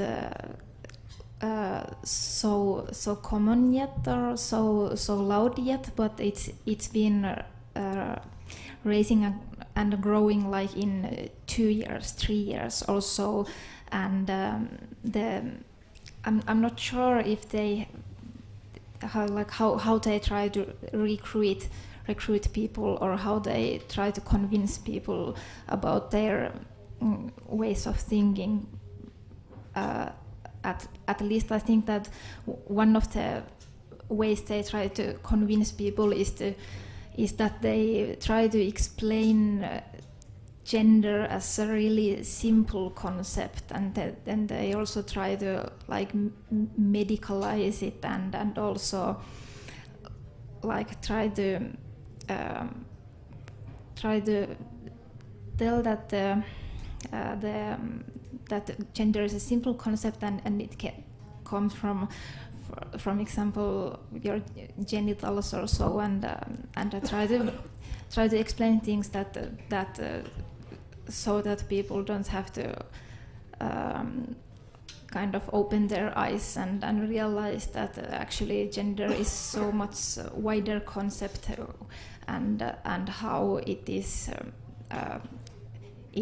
affected by culture and time and everything. But it is much more common to see these right-wing groups trying to gain more power and voice, and they are doing it really often on social media and many different kind of platforms, and it can be seen that they have different kind of goals to recruit adult people, but also it is really common to see that many of their materials are targeted to preteens or younger, so that they are trying to affect the people's opinions on a really young age. So I was recently on a training given by TGEU, and your question reminds me of that, because this training was precisely about how to recruit the middle minds. And the middle minds, we're talking about people that are, maybe in the middle, maybe they don't really know that much about what both sides is thinking. And I know it's not our job. It's not our job to educate anybody. But I do, and this is a very personal belief, I do think that if we don't make the effort to conquer the middle minds, we will give for example, the trans-exclusionary radical feminists the possibility for them to conquer the middle minds, and then they won't be a minority anymore. And what I usually do when I'm addressing this issue is, well, basically just a standpoint epistemology. Like, I mean, it can be problematic in many aspects, but at the same time, I feel that if you cannot, or you're not living the trans experience, it is very hard for you to be able to have an opinion, and an informed opinion about it. So the least that you can do, at least, is to develop a little bit of empathy and gain a little bit of knowledge, and the best way to do that is through a trans person. So how about we hang out? How about we go for a coffee? How about you get to know a little bit about my life, and then you set up your mind? I'm not even asking for let's go into a debate. No, just simply have contact with trans people, and then we'll talk about it. That's basically my strategy, because I do agree with what you were saying. We have to keep them a minority, and we have to work in an intersectional manner with other sides of feminism. And and I think empathy and knowledge is the way to go. I would also like to comment a bit on that. We see, of course, those attempts at recruiting using those very simple explanations of gender from some sort of biological standpoint, or misunderstanding of biological standpoint. But we find it relatively easy to counter it with some stories of transgender young persons who are brave enough and willing to stand up and be open, and we see their families to engage in this, and it's quite evident that this is not a family where the person has been forced to be a different gender than they are, and it's very evident to see that these are actually just ordinary families that everybody can identify with, and all of that fear-mongering sort of falls to pieces when the families see similar families where the child being transgender, or a young person, a family member, or someone being transgender as just a side thing. We find that to work very good. Thank you. I'm just going to ask like a short question for reflection for the whole panel. And then hopefully we can have one or two more questions from the audience. So how can Amnesty International and other non-trans-led human rights organizations or feminist movements be a better ally to trans activists and trans organizations? Polly. Give us money. We need money, honestly. We need money, and we need resources, we need spaces, we need safer spaces. Oh, honey, I do. Trust me. But basically, we do need resources to tackle this. Ma'am, I have a PhD in molecular biomedicine. How many degrees do you have? Okay, someone please go and help Nico. Anyways, so coming back to the point, we need money. We basically need money. Right now, one of the biggest concerns that we have is how can we provide counseling and accompaniment to all of the people that come to us for help? How do we provide for the services, legal services, or medical interventions that many people that, for example, don't have access to welfare systems? How can we provide that? How can we help the people in the asylum camps to go through all that legal process? And the answer is we need the resources, we need the money to do that, and we need allies to stand with us and give us representation in every aspect. The state, science, art, activism, whatever you call. Exactly.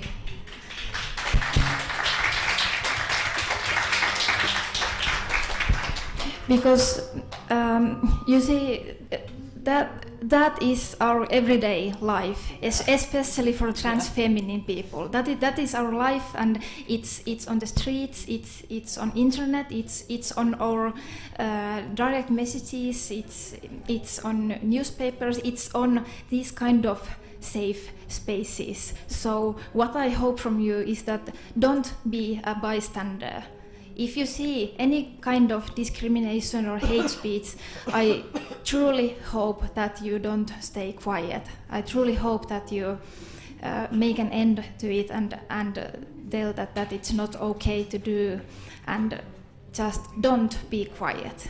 That's what I ask for you.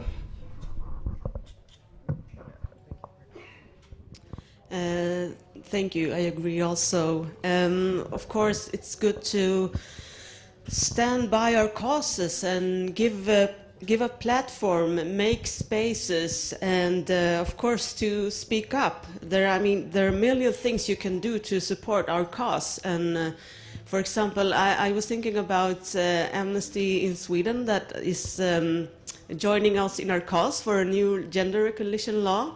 And now one of the most famous feminists in Sweden, who always is on our back, now also is on Amnesty's back, I heard the other day, and also attacking your social media. So, it shows that we really have to join forces and work together and give each other platforms and find alliances, but also to think together and to have dialogues, to find new ways to counteract the development that we've been seeing lately. So, yeah.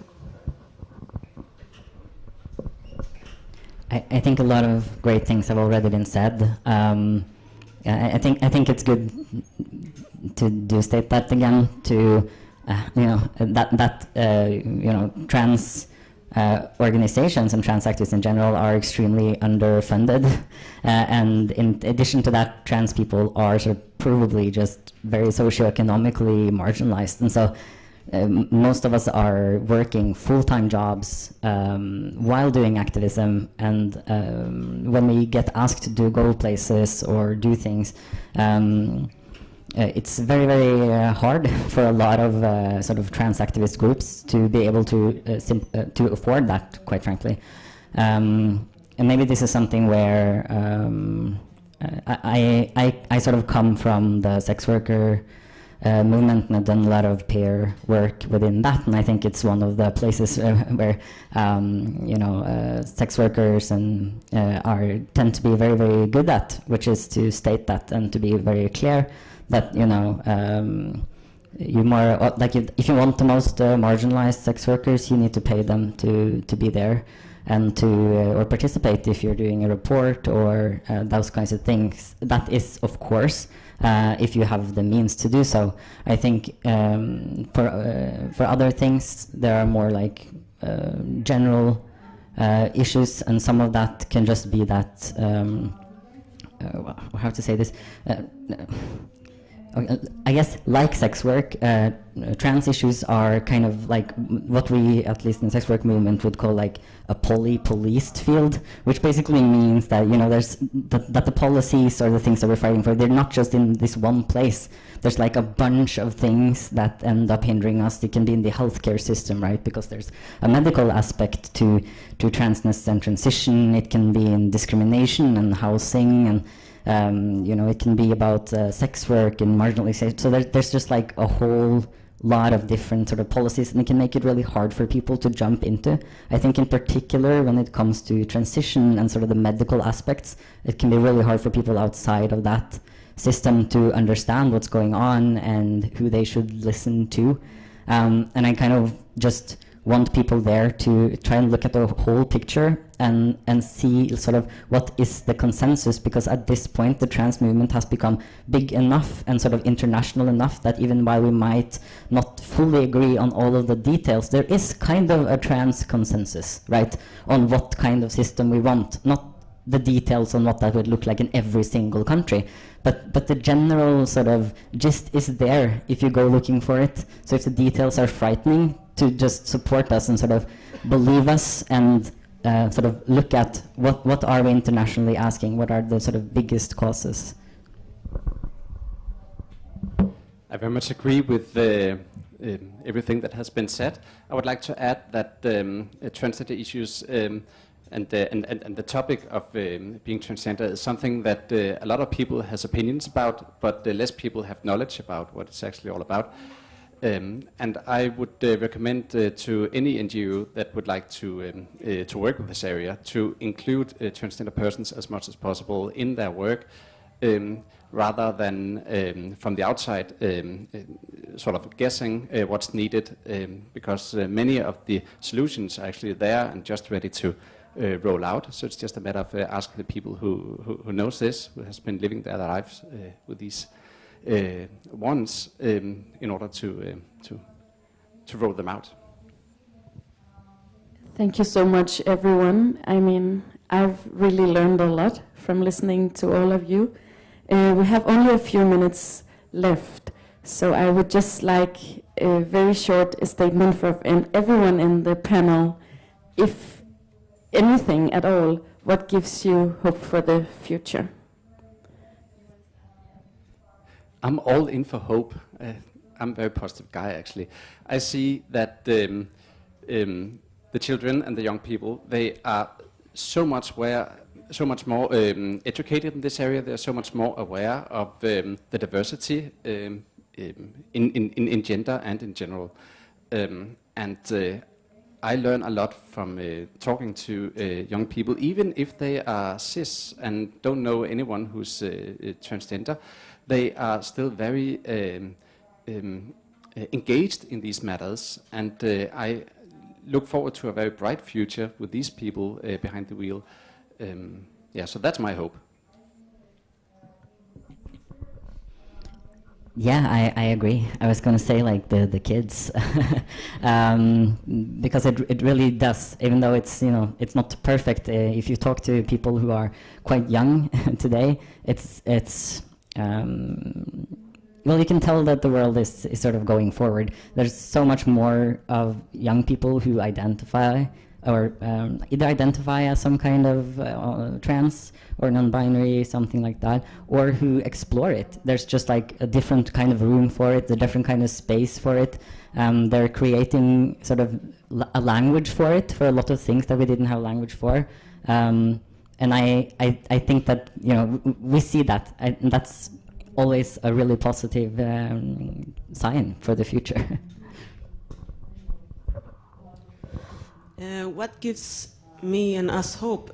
For example, this conversation today has brought a lot of hope, and also being able to meet and to have pride and to have discussions, because we have seen what the pandemic has made to our movements around the world.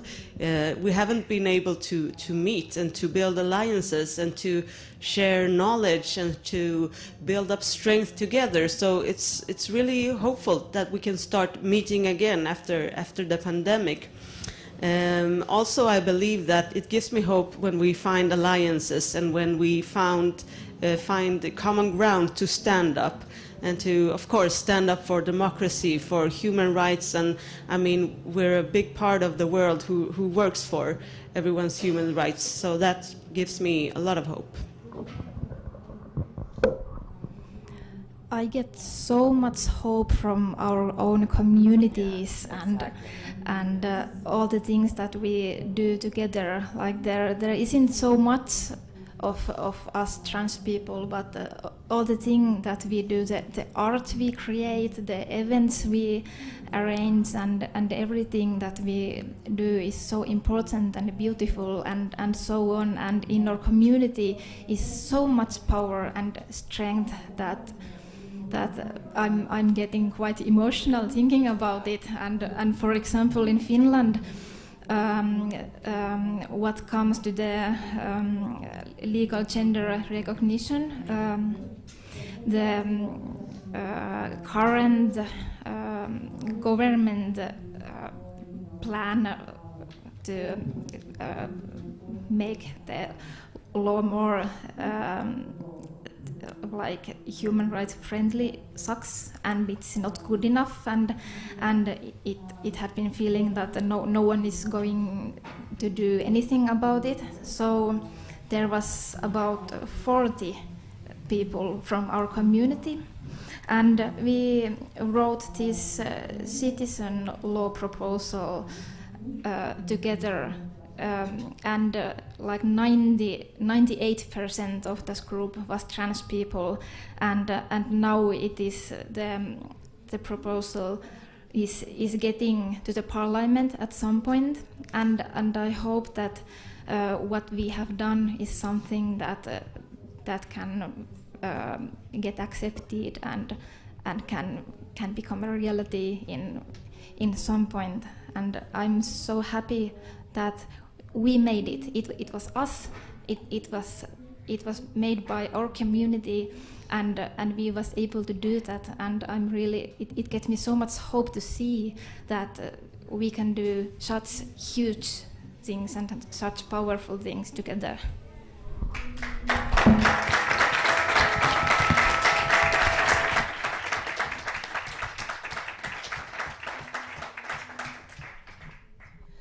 100%. I agree entirely with you. It is my community, the one that gives me hope, because pretty much everything else disappoints me. But my community just keeps me going, because every time that I see the horrible things that we go through, and how that it doesn't only just not bring us down, it makes us grow, it makes us more empathetic, it makes us more knowledgeable. It makes us, it's not even resiliency, it's being anti-fragile. Because we get a punch and we don't just come back to the same place, we become bigger and louder and more beautiful and more powerful. And yeah, we're just absolutely unstoppable at this point. So that gives me hope.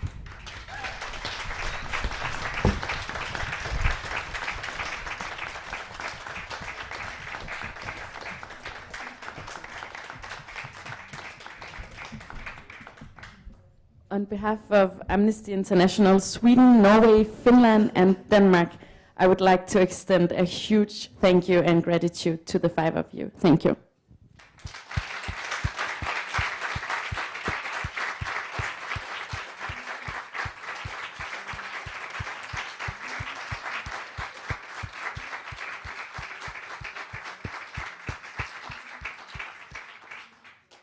Also, thank you for coming.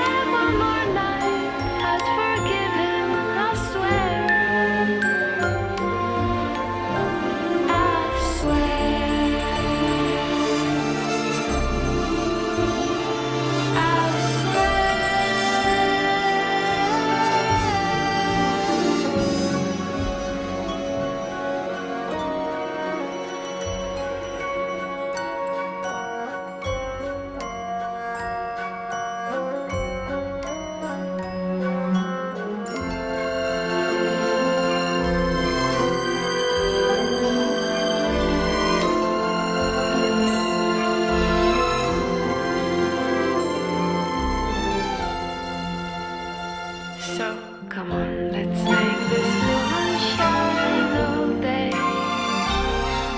Let's make this world do everything you say. It's so easy and so fun to feel this way, to feel this way.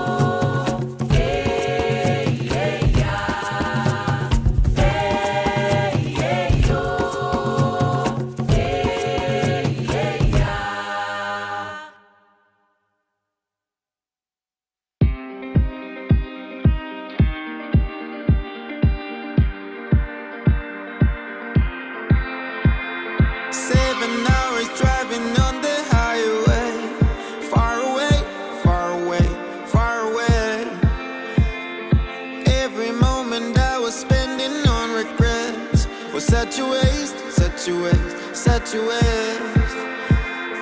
Looking on the city lights, flashing bright in my eyes. Look up to the sky and I got this relief inside. Then there's no need to hide. I'm going all the way up. I'm going all the way up. Oh,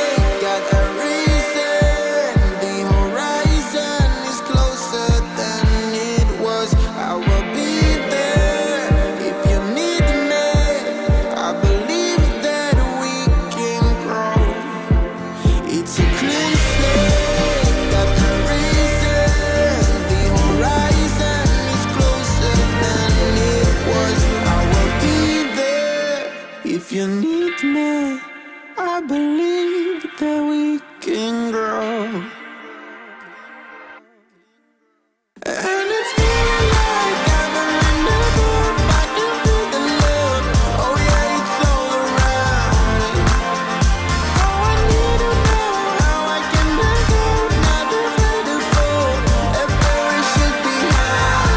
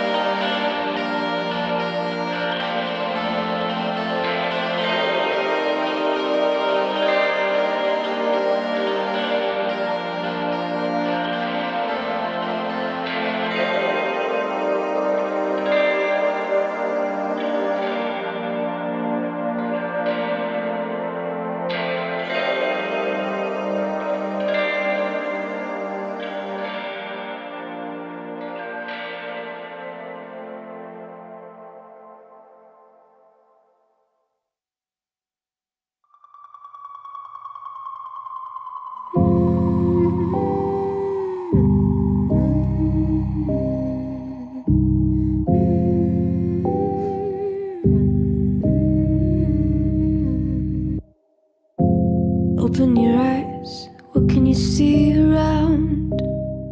Wind of the open sky, over the siren sound.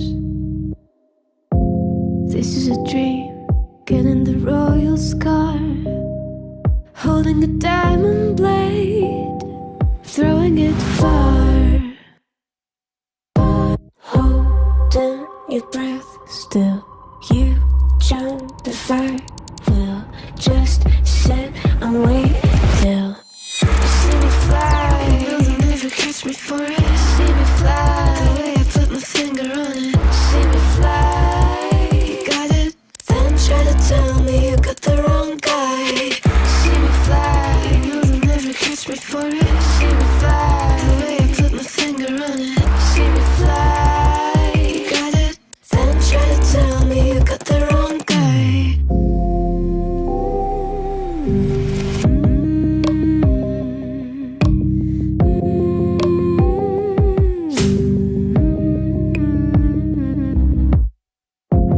Look at them now, all of the noise they make, counting the cards to one. Queen of hearts never breaks. Falling asleep, here might just take a while. Trying not to grind your teeth, dreaming to touch my style.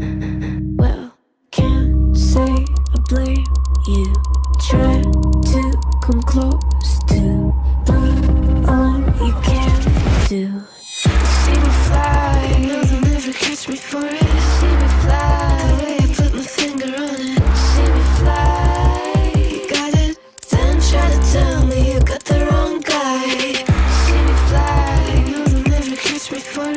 See me fly, the way I put my finger on it. See me fly, you got it. Then try to tell me you got the wrong guy.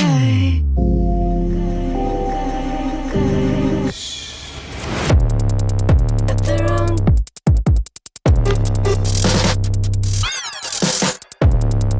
Got the wrong guy.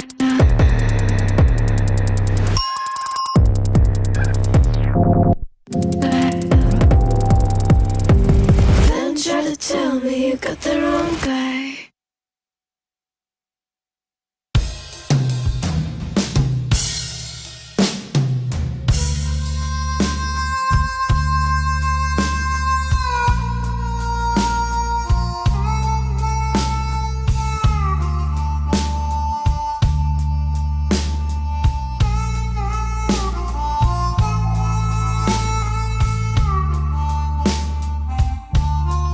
Is there a love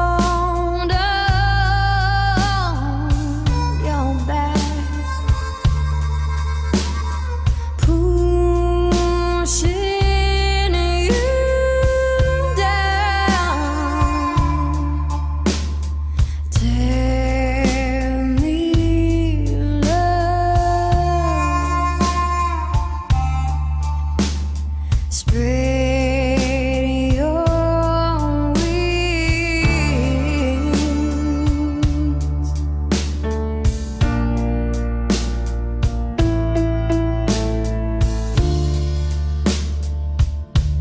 a new day will come again. I promise it will get better.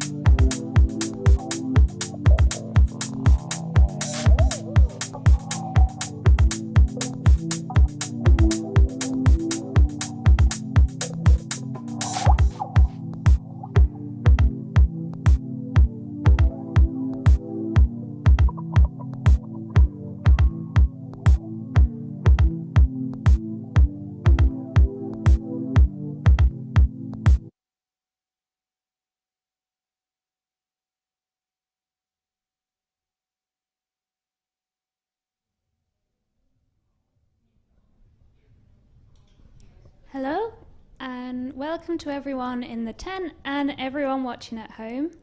This is the debate on cross-border issues for rainbow families.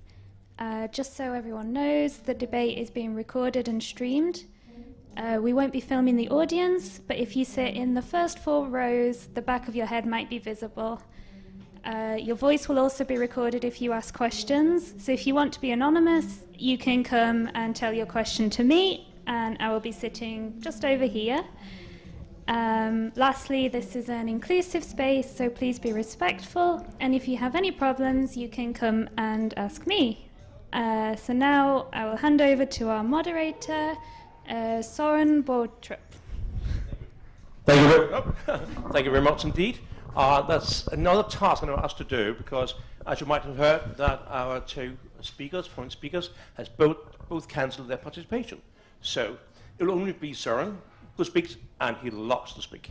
So Søren is well known as being a man of very few thousand words. He will speak for about 20 minutes. But if you have any questions, please do raise your hand. I'll run down to you with a microphone. You don't have to wait until it's finished.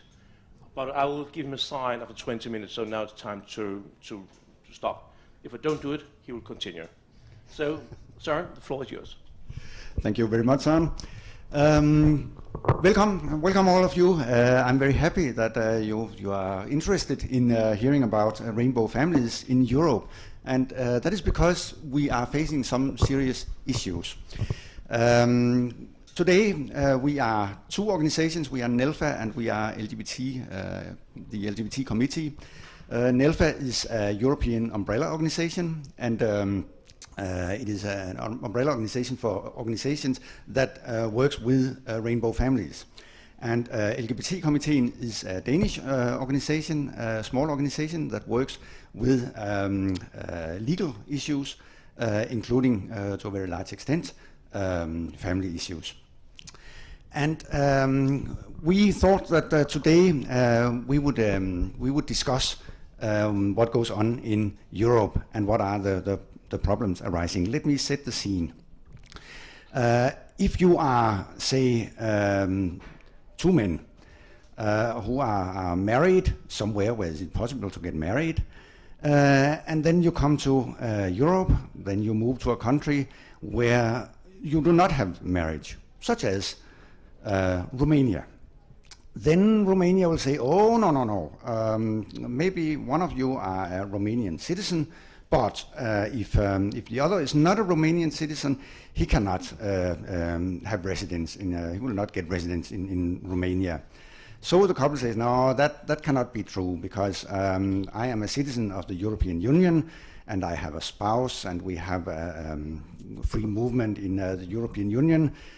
So they debate that. They debate it in the local court, the domestic courts. They debate it in the European court, and they win. I'm talking about what is known as the Copenhagen case. They won 3 years ago, but nothing has actually happened yet. So they won the case, but still the spouse cannot live in Romania. That's only if it is too, simply if it is too grown up. Now things become even worse if there are children involved, because there are not many, or there are actually some countries in Europe that recognize rainbow families with children, but it is done to a very, very different extent. And that means that sometimes you will be a family in one country. When you move to the other side of the border, then you are not a family anymore, because if you are not the genetic parent to the child, that other country may not recognize you as a parent. And if you think that, okay, now we are in Denmark, so we are probably on the good side, I can tell you, no, we are actually not. We have a case now, a German-Danish case, where a Danish-German couple lives in Germany, have children, are recognized as parents in Germany, and when they move to Denmark, the one parent is no longer a legal parent. So you may ask, what does that even matter? Well, that matters a lot, because that means that you are not part of that. You are not in family. It's not your family anymore. You don't have your kinship anymore to that child. You cannot represent the child. You cannot travel with the child. You cannot do all of these things that you do as a parent. So it is very important, and we have cried out loud in Europe, from all corners of Europe, for years. And therefore we jumped with joy when last year the Commissioner Ursula von der Leyen said that if you are an family in one country, your family in all countries. That is how the European Union should work. And we thought, okay, that's really cool. This is the top saying that is how it should work. So now we are expecting that there will be some political initiatives. Why do we need political initiatives? We do that because the European Union is a union of law. So we have a lot of legislation that covers all of the European Union. And we have a very, very good foundation. We have treatises, all kinds of good base documents saying all the right things about how we want Europe to be. We want it to be inclusive, we want it to be non-discriminative and blah, blah, blah. A lot of really good things. And it's unfair to say blah, blah, blah. It has taken a lot of time to create it, and it is really good, the results that came out of it. So we have a good basis. So therefore it should be possible to fulfill these values enshrined in our treatises. So we have different legislation that is different treatises, blah, blah, blah. and we can use them for dealing with the problems that we are facing. So these families that lose their parenthood when moving from one country to another, they are now moving through the different courts, and to exemplify that, there's a case right now at the European Court of Justice, the Baby Sarah case, where a family, 2 women, got a child, but it is entirely Kafkaesque. They are from different countries. They live in Spain.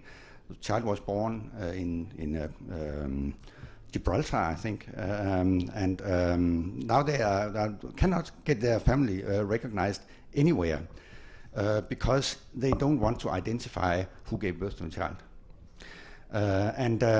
That case has now moved through all the instances and is now at the European Court of Justice. And we expect a lot from that, because if these legal bodies, they make good decisions, decisions in our to our benefits, then we can use these decisions to push further.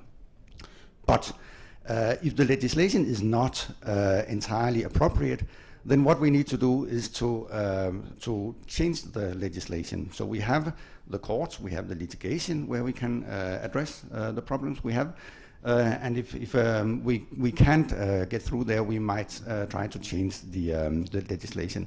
And that is exactly what was intended when von der Leyen said that a family in one country is a family in all countries. So we are waiting now. We are waiting for what kind of legislation they are going to make. Now, we thought that the basis of the new initiatives would be the free movement. Free movement is a basic value in the European Union. It is very, very fundamental, and that means that we should be able to push that. And we think that if you are in a situation where you are working in one country, moving to another country to work, and then you are suddenly not a parent anymore, well, then you don't really have free movement. So therefore, we want to push that agenda, saying free movement must be the basis for more initiatives, better solutions in this area.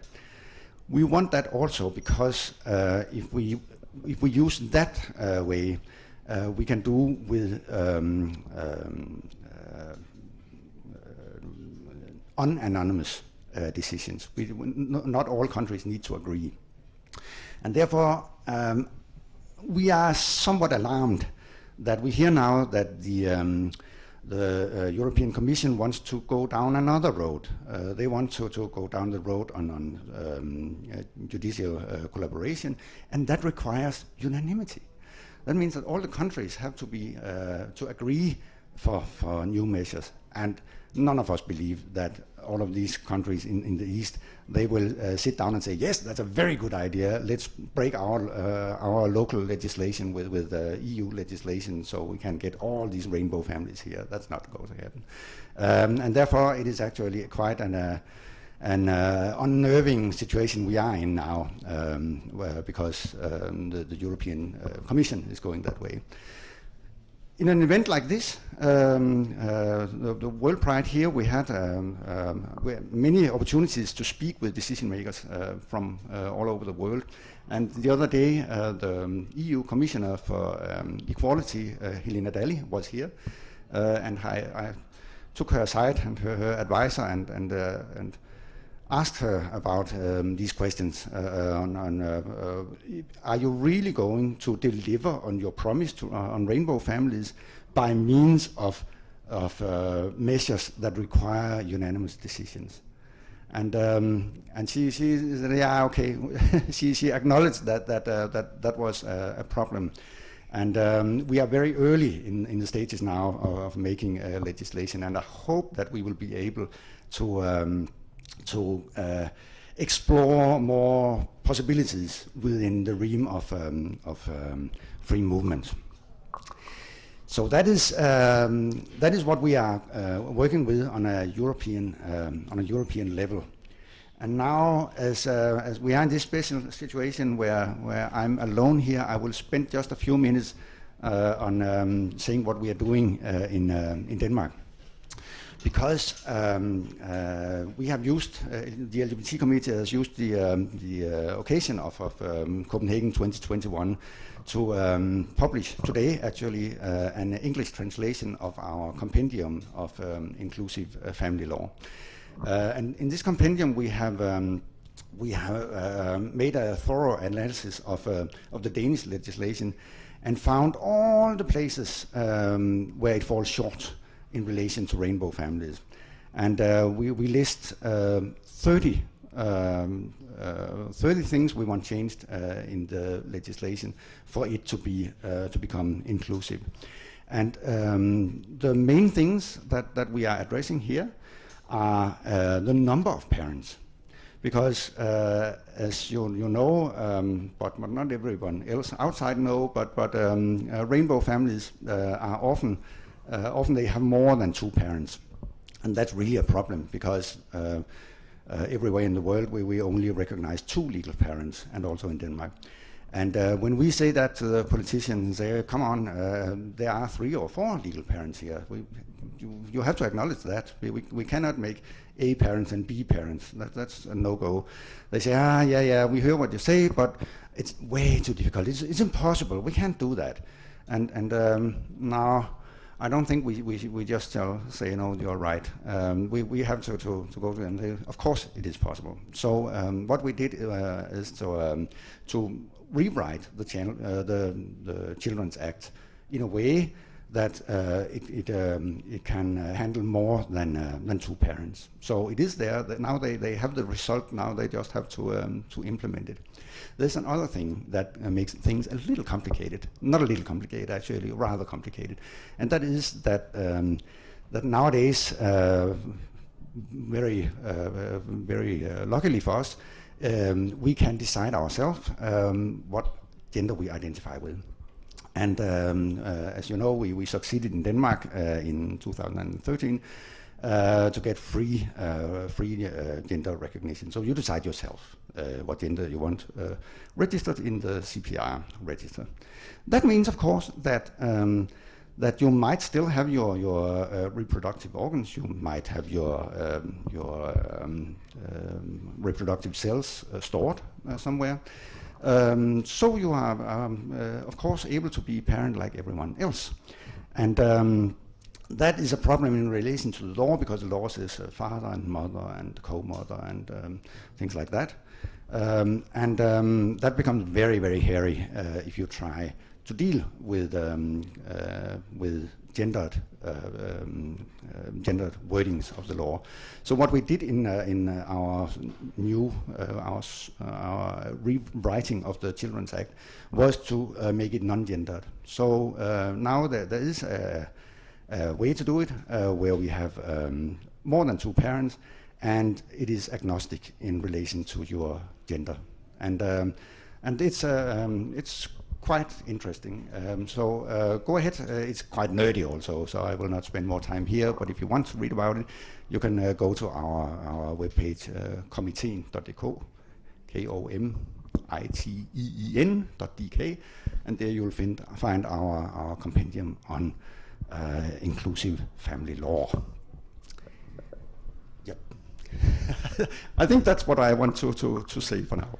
That was the shortest speech you ever made. Any questions? Could you say something more about what you think will happen when it comes to the EU? I saw you spoke to the commissioner Tuesday, but how long time should we wait, do you think? I mean, yeah. The EU is not a fast-moving vehicle. That would be sad to say, or wrong to say. So it will take time. But you know, the important thing is that there is a will. Now, when Ursula von der Leyen goes up in there and say, yes, we want to recognize the families, that is kind of something they have to deliver on. And they are now debating what to do I'm talking also with the parliamentarians from the European Parliament because I want them to say if they're going down the wrong path. If they go down the path that require unanimity, then the parliamentarians are the ones that have to say, no, that's not okay. You cannot deliver on your promise on rainbow families in that way. So we have to get that up on the agenda. They are starting to work with it now, so I expect that next year we will see some more concrete developments. But from there and until there will be new legislation, that is probably going to take some years. Thank you. Any more questions? I mean, you can ask Sarah about everything. Yes, 2.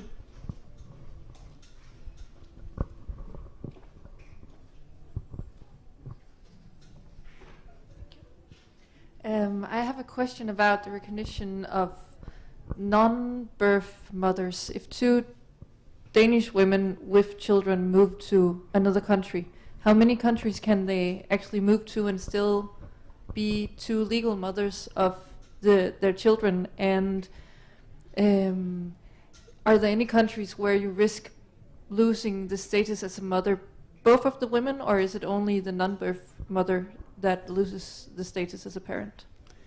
Yeah, that's a good question, because it is not that easy to answer. There are, of course, a number of countries in the EU that recognize same-sex families and more than or same-sex parents.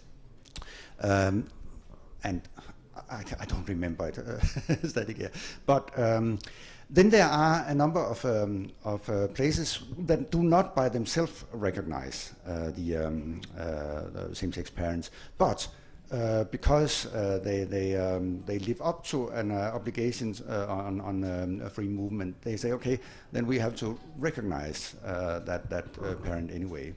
But there are still situations where different things in the legislation does that it cannot happen. For instance, the Baby Sarah case, where they don't want to identify who is the birth mother. So, bong, then the family loses all rights, the child loses all rights. Is that okay in the European Union? No, it isn't. But that is what happened. In the German-Danish case, it's a case. The problem is that it was a child conceived by pregnancy donation. I call it pregnancy donation, surrogacy, and they came to Germany. Even though surrogacy is not legal in Germany, they do recognize the parents. So they say, okay, you could not become parents here in that way, but you have done it somewhere where it is okay. Now you are here and we have to recognize your family, so you become family. So they're recognized as parents in Germany. And then they come to Denmark, and Denmark say, oh no, but that was surrogacy somewhere down the line, and we do not accept that. So one parent, you are annulled. So even though they were recognized as parents in one European country, we decided not to recognize that. So it is a very difficult situation moving around. Could you ever risk, if you want to identify the birth mother, that the birth mother is also not recognized in any country? Could you go somewhere where even if you want to collaborate about telling who's the birth mother, that you risk that your child has no parent at all legally? I don't think that happens right now, because after all, the birth mother is also in traditional sense the mother. The problem is that a lot of countries do not recognize the same-sex co-parent. So that far, it does not go. Other questions? Yes.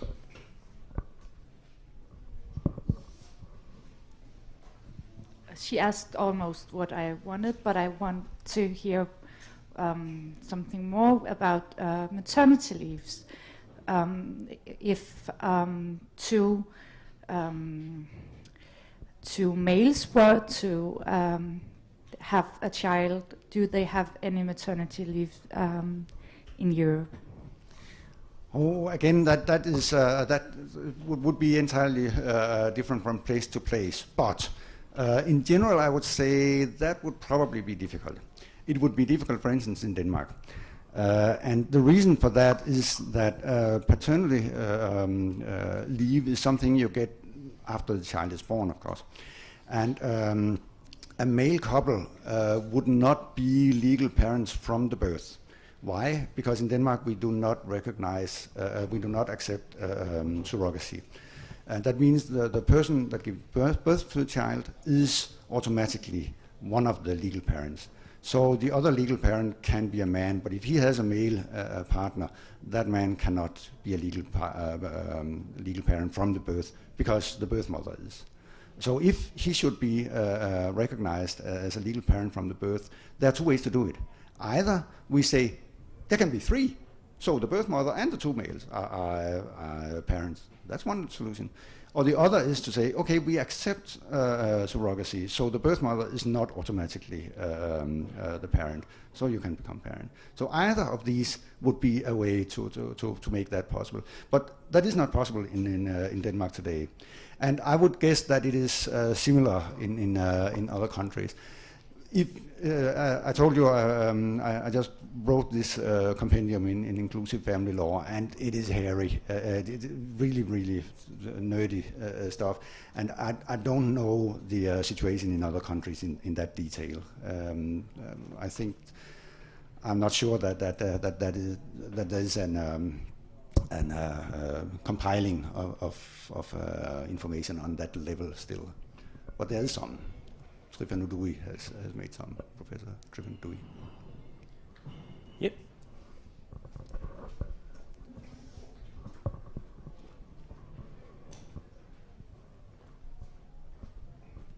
And what about if it's non-binary people having a family? Yeah, that's again a problem. Again, if I should start with Denmark. Non-binarities is very difficult to cope with because we have a very binary system. So you have to be registered as one or the other. Of course, we have for long wanted to change that, and it is stupid that it is impossible. It is only because you have a rule with equal and odd and even numbers should be male and female CPR numbers. If they gave up that rule, they could just make things non-binary, but they won't do that, at least not for now. So therefore, it is impossible in Denmark, and I think there are places around Europe now where there are options for individuals to register non-binary or at least not binary, and but to what extent that flows down to the children, I'm not sure. Again, that the legislation in the different countries are very detailed on these. So I will not give you a more precise answer. Yes. Any more questions? As you can hear, Søren knows a lot of things about these issues. So, and we have an hour, so feel free to ask questions. If there's no hands raised, I'll say thank you, Søren, very much indeed, and thank you very much. Thank you for coming. And enjoy your Pride.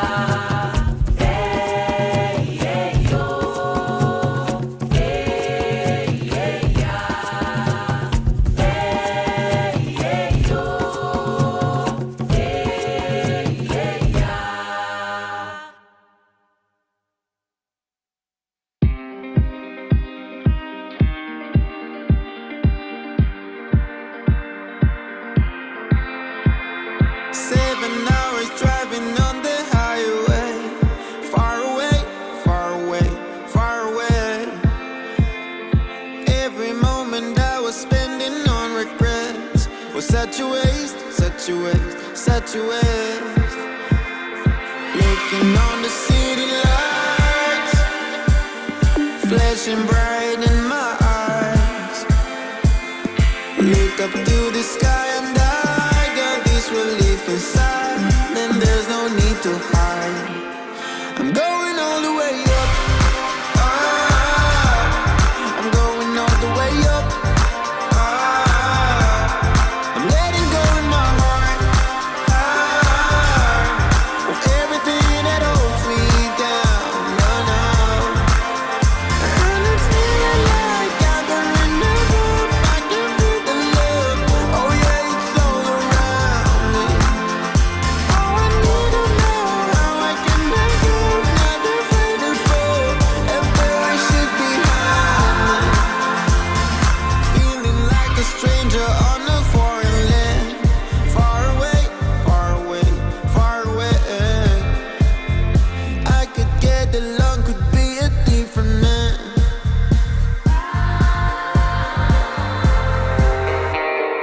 Looking on the city lights, flashing bright in my eyes.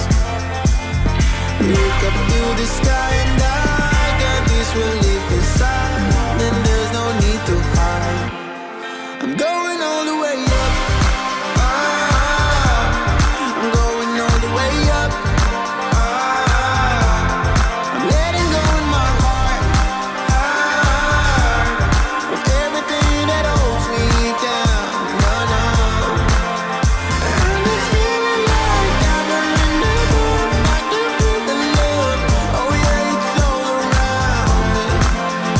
Oh, I need to know how I can make it. Not afraid to fall and perish it behind me.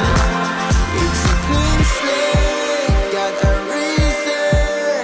The horizon is closer than it was. I will be there if you need me.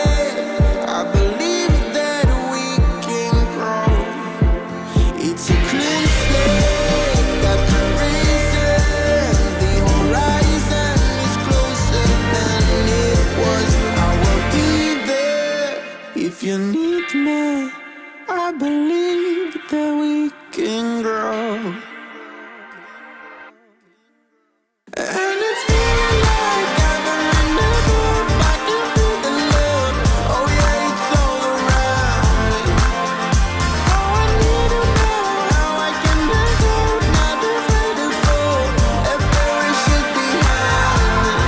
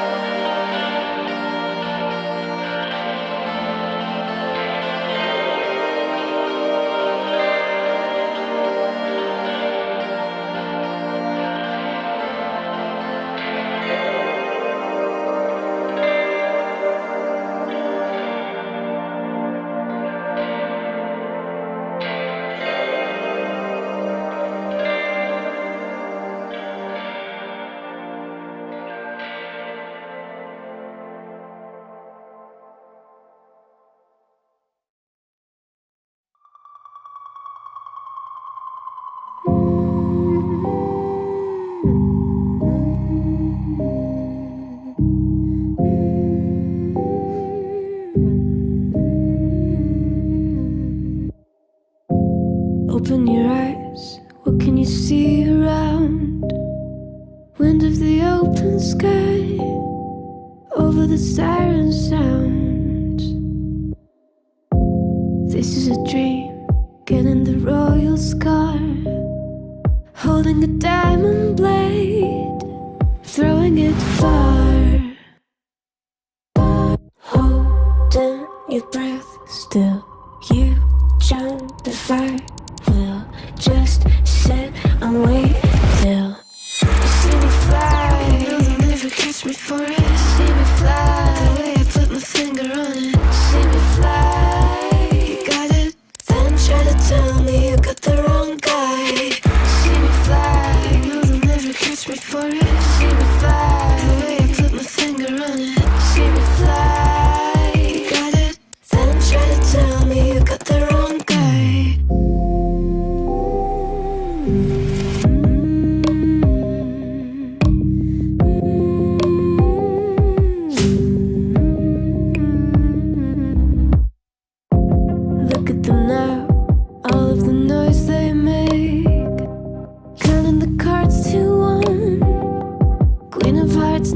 breaks. Falling asleep here might just take a while. Try not to grind your teeth, dreaming to touch my style. Well, can't say I blame you.